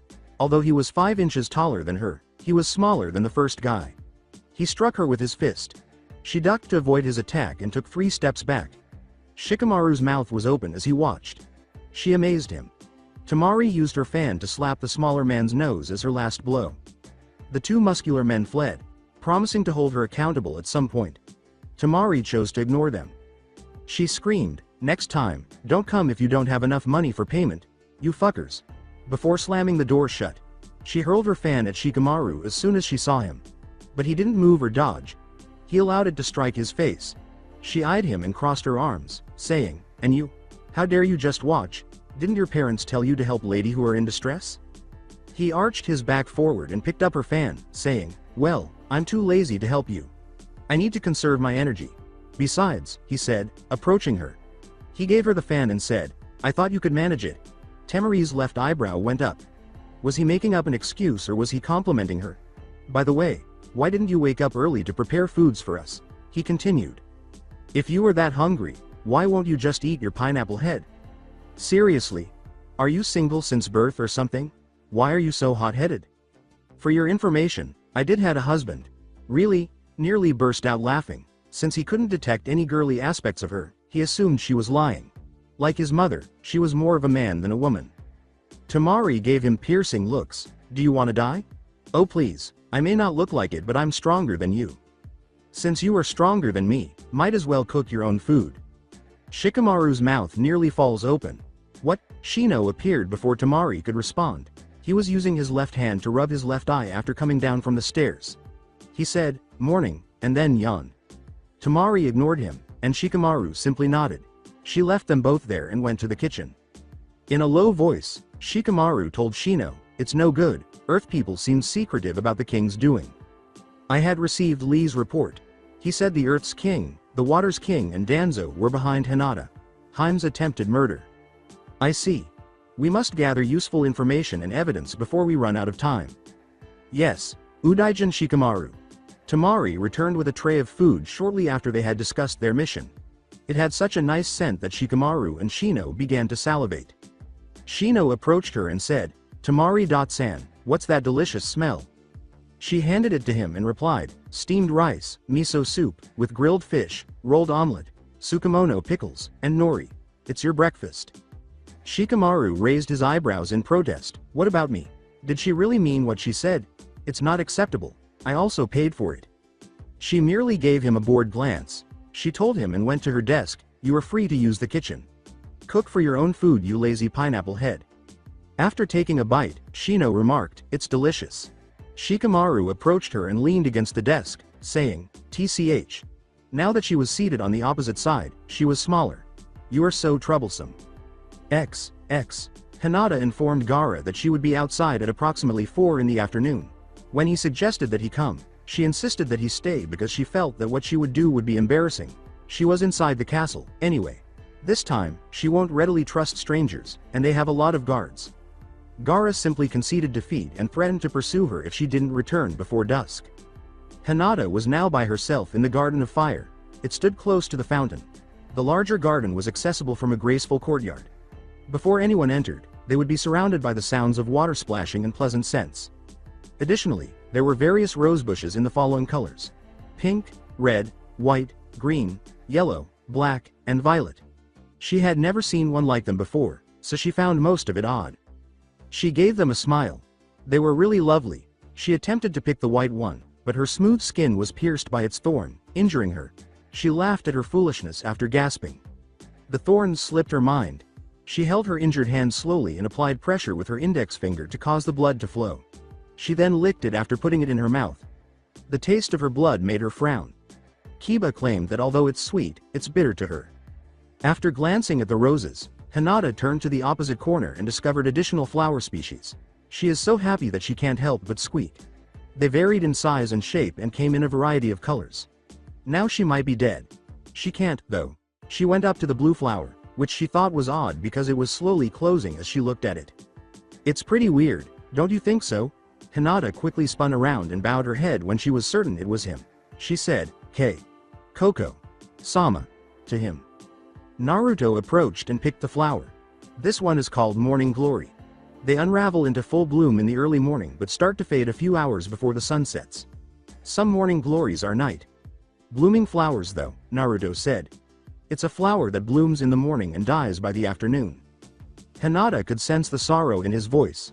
She raised her head and gave him a look. Are you alright, Koko, Sama? Ignoring her question, Naruto turned his attention to the fading sun. How could she tell he was depressed when he was speaking in a monotone? He turned back to Hinata and said, "It is the symbol of a single day each year in which two lovers are allowed to meet." To his surprise, she was paying close attention to him, even though he thought he had bored her. Why are the two L? Lovers are only allowed to meet one day each year. She's still listening, good. Because the two lovers have different duties. When they fell in love, the romance caused them to neglect their duties. In anger, God forced them to be separated and he only allowed them to meet only once during the whole year. Hinata's gaze became lonesome. It makes sense why he was depressed. She averted her gaze and bit her lip. She wanted to comfort him by giving him a hug, but she was unable to do so. He wasn't Kiba. It was really depressing. The tears were so small that she could practically feel them blurring her vision. She had no idea that the king would turn his gaze to her the instant she turned away from Naruto. Kurama reprimanded him, saying, "Darn it, Naruto, you made her cry again." As she wiped away her tears as quickly as she could, Naruto watched in secret. Stepping forward, he lifted the blue morning glory, holding hand and placed it on her left ear. He smiled because she didn't flinch. Her words were, I'm sorry." Following a deep breath, she continued to avoid his gaze. Naruto hesitated before continuing, "Don't be. Besides, they still meet. Some lovers out there don't," he said. "Some can't." "Naruto, stop being emotional. She's dead." He shifted the conversation by asking, "Hinata. What are you doing here, by the way?" He would never tell her about his previous life. I found a new hobby, it's pressing flowers." "Oh, please don't be angry at me." Hinata cried in a panic. She picked flowers without getting permission. Naruto observed her in a panic. He grinned. The one was soft. "It's fine. Besides, flowers bloom then fall and dies. It's better that way." Hinata was taken aback by this. Naruto's smile vanished, and his brows furrowed as he gazed at her. "Is something wrong?" Hinata bowed once more, concealing her flushed face. No, Koko, Sama. Naruto took another look at her. What would he do to this helpless being?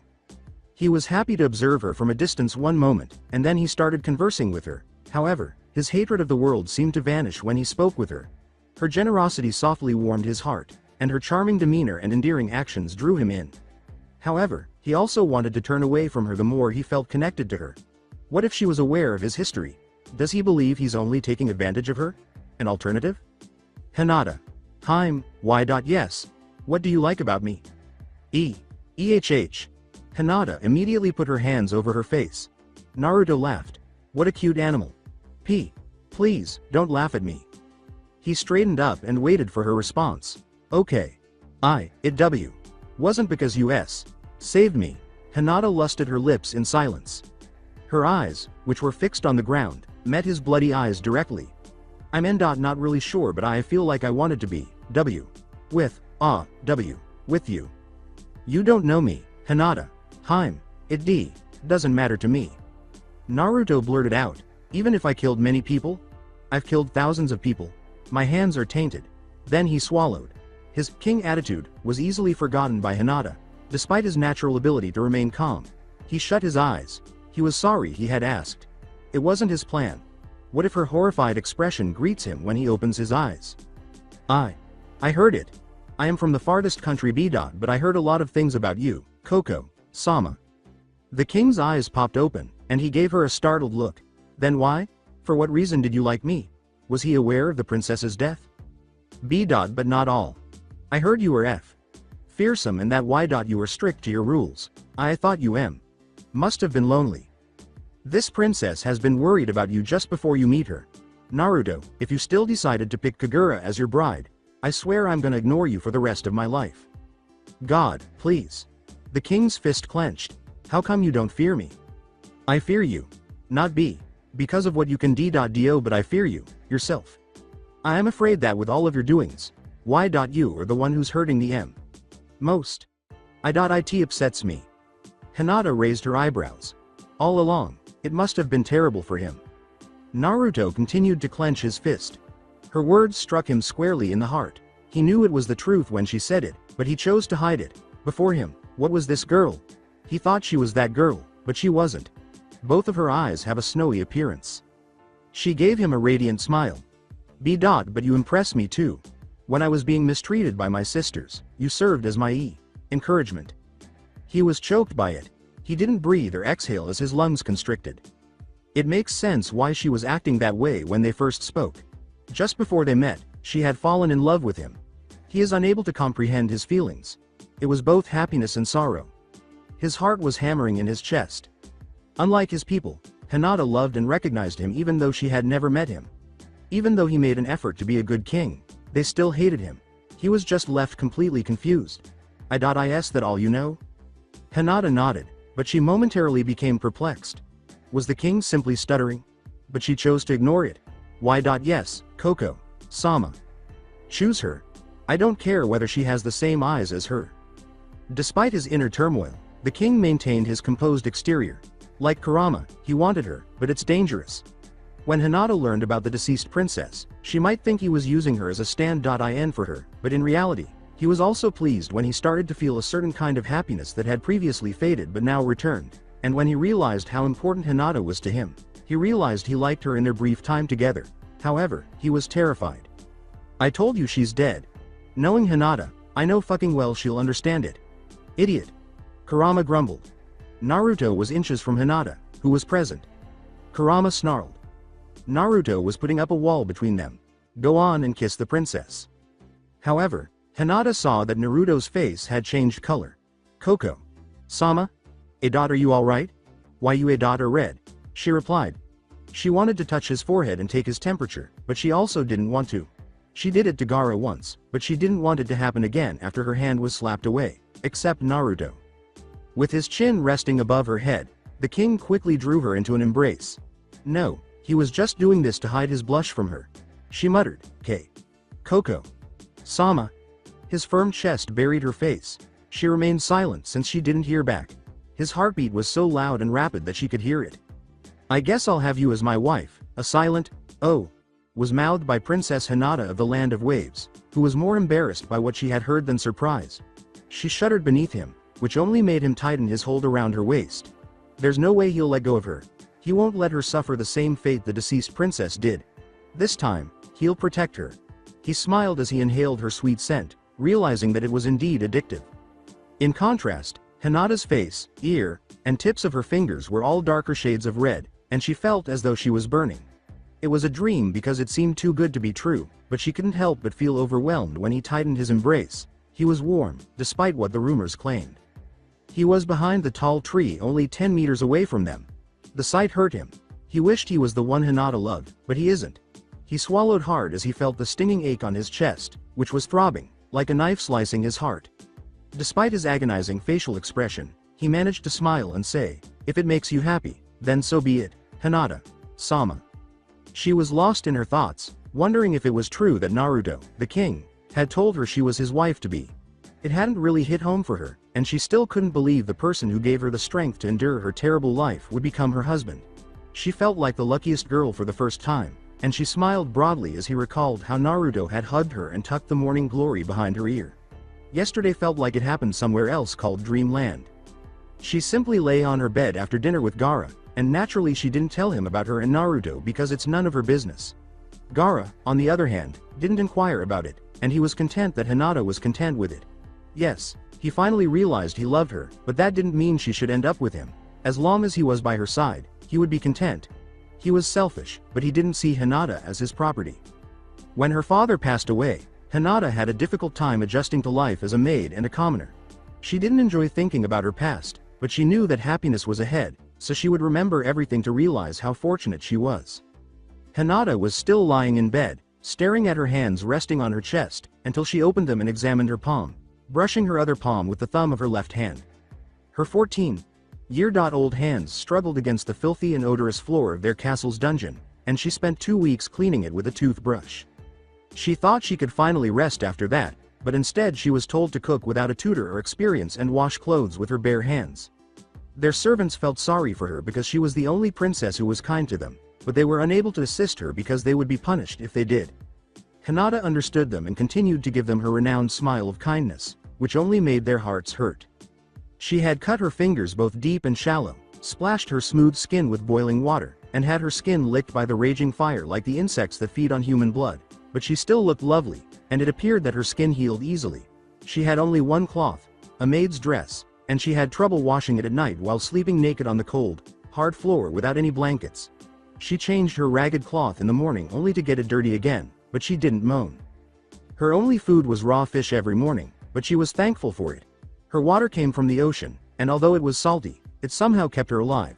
Her oldest sister once gave her a nice-looking dish, a ramen with cinnamon rolls, which was one of her favorites. However, her sister spat on it before she could eat it, so she did. It was said that even hardened bread was food for a hungry person, and she had to eat it. Hinata sniffed and rubbed her eyes with both hands. Thank you, Kamisama. She realized that night that her sisters had not only treated her like a maid, but that this was their method of killing her. Kiba, her helper, was imprisoned in the cell, accused of stealing while she was trying to survive. She recalled how she cried every night on that cold cement, praying for her people's safety outside every time it rained, and asking for forgiveness for her birth. Now, everything that had helped her. Thank you. It was another warm day, but the peaceful Earth country was roaring. No, there was no conflict or war, just Tenten's imagination. She was sitting on the chair next to her large rectangular golden window in her room, reading a book about a princess who escaped her palace and went on an adventure with a poor boy. Tenten was similar to her in that she was also forced to marry someone she didn't love by her father. If only she could meet a boy like that one from her book, she would ask him to take her away with him. If not, she would have to force him. Tenten looked down at the little houses and imagined herself running on their roofs, grinning foolishly, and then the unidentified boy had taken her hand. It was an amazing feeling, the feeling that someone was watching you, ready to help you when you needed it, and that they would laugh with you for your foolishness and not reprimand you. She longed for it. Some of the books she read featured Princess and her Prince Charming. In Tenten's case, she had been waiting for him for years, but she still believed that he would find her, or perhaps she should start looking for him instead. Tenten. Hi, I have brought your breakfast, Lee said when he knocked on her door. Her enormous door was always open, and she didn't feel comfortable with it being closed because she thought she was already locked inside the castle and that if it were closed, she would feel like a prisoner. A bird without wings, unable to fly, foolishly locked, alone. After a long silence, the princess finally inhaled deeply and exhaled slowly before saying, "Just enter." He finally got into her room with her permission, and when he saw her sitting next to the window with a thick book on her lap, he froze a little in the sun's rays just behind her. Her golden silk kimono and silver hairpins on her twin buns made her look like a goddess of light. He shook his head and walked on toward her, then set the tray of food on the table in front of her. Tenten didn't bother to look at him. She was too busy scanning the letters carved on her book. Lee used this opportunity to take a quick look at her, but when her tiny pink lips curved, he felt like he was out of breath. She was smiling, but not at him, and she still looked stunning, so he found himself staring at her. "Maid. Chan, have you found someone you truly love?" He quickly turned his head away from her and stared at the ceiling when she asked him this unexpected question. He said, but stopped there. Tenten turned to face him this time and shut her book, and when he heard a tiny sound it made, Lee turned back to her. "Yes?" With wide, inquisitive eyes, she asked. "Well, I don't know, I mean I had a crush a long time ago," Lee said, rubbing his neck with his index finger. "I did confess with her, I mean him," he clarified. He was pretending to be a girl. He even tied his wig in a ponytail, leaving his full bangs curtaining his forehead. "But I got rejected," he continued. He remembered how Sakura rejected him. He had confessed at her the very first time they met and she gave her a single word, "No," but it didn't stop there. He kept confessing almost every other day. He chuckled and that made Tenten curious. She didn't know being rejected would be funny. "But it's okay with me. I wasn't injured. I suppose it's not love, but just a crush." "I'm shocked that you were turned down," Tenten exclaimed incredulously. "You were stunning." She paused and nodded her head, saying, "And I think you were nice since you comforted me when I cried." Although it was a compliment to her, Lee felt it was offensive because he is a man and is supposed to be called handsome, so he will keep his mouth shut for the time being. Why did he reject you? He's a friend from my childhood, Lee sighed. She claimed that he had already set his sights on someone. You should have fought for your feelings for him. It's all right, Tenten. Not every fighter is victorious. Tenten gave him a playful glare and said, you're not cool. I don't really know about what you call true love, but I know some people who become bad or sad and broken after they lost those they love the most, Lee said, laughing once more before calming down and turning to face her. He could clearly recall how heartbroken his king was when his parents and the girl he loved passed away. It was heartbreaking to watch. After that, there was a warm, thin silence. I don't understand. They both kissed and they lived happily ever after, is my favorite line from the books I've read. 10-10. This is reality while that one is in a book, a fantasy perhaps. Lee said, staring at her with sorrowful eyes. However, that does not preclude it from occurring. She didn't say anything, just gave him little nods and a fake smile, and he stood there feeling cold, as if he had just upset her, rolling his eyes from her to the ceiling and back to her again, uneasy at what she was doing. A few minutes later, she started putting food in her mouth. You know maid. Chan, I can never marry the man I love.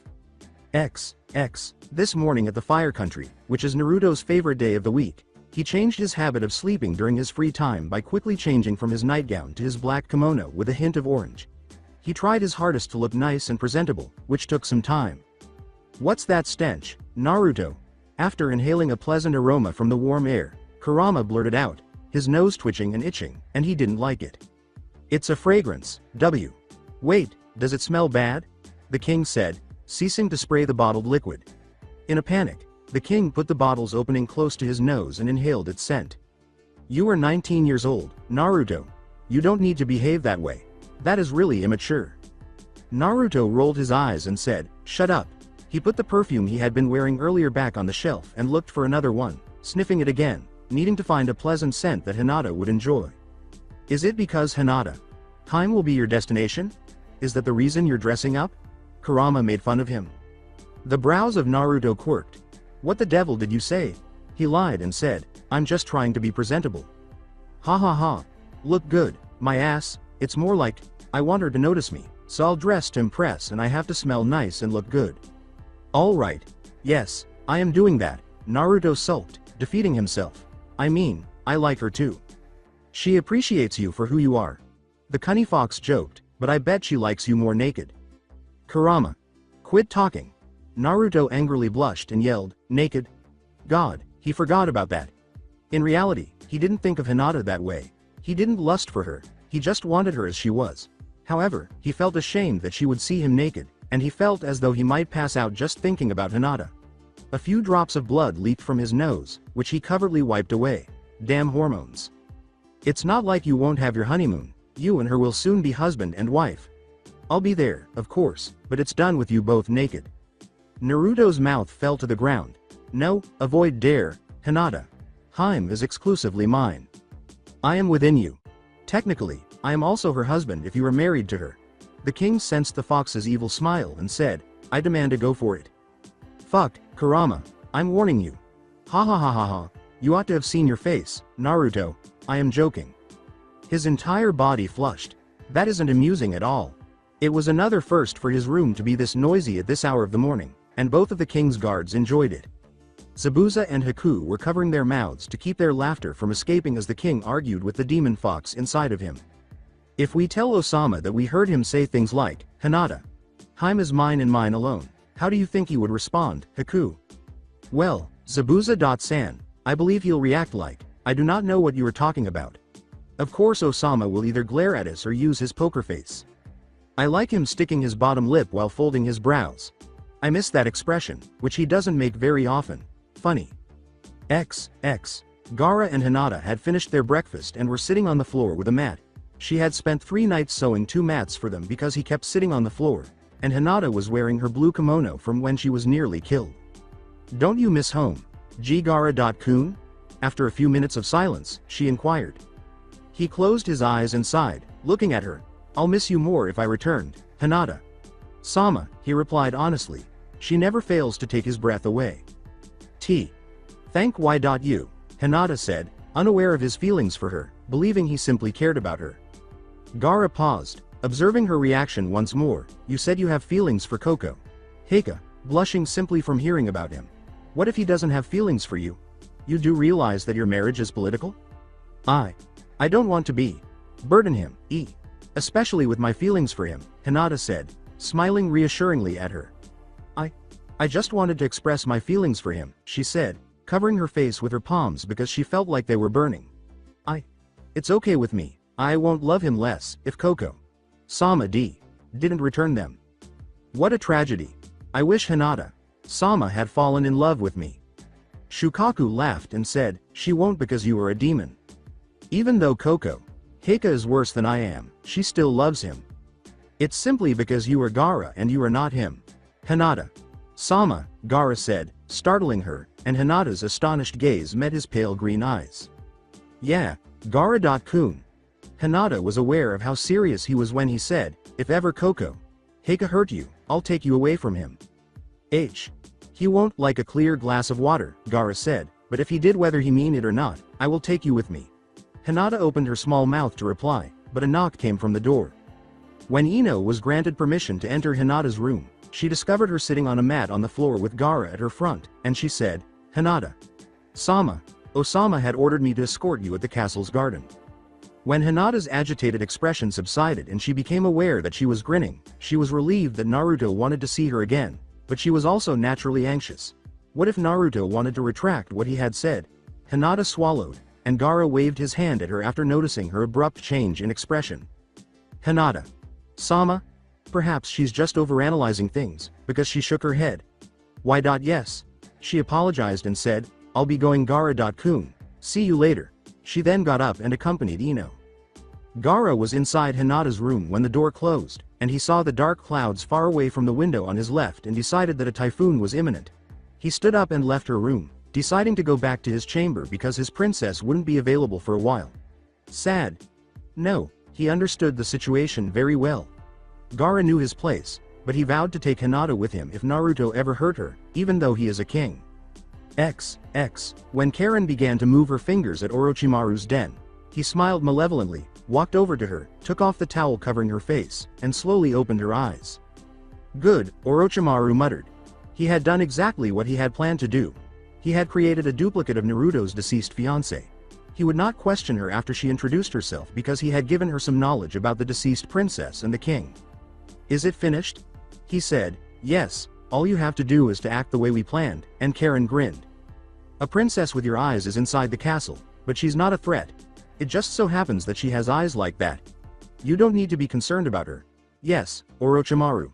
Sama. So that's it for today. I hope you guys enjoyed it. Don't forget to like, share and subscribe to the channel for more awesome stories like this. Thank you. See you all in my next video.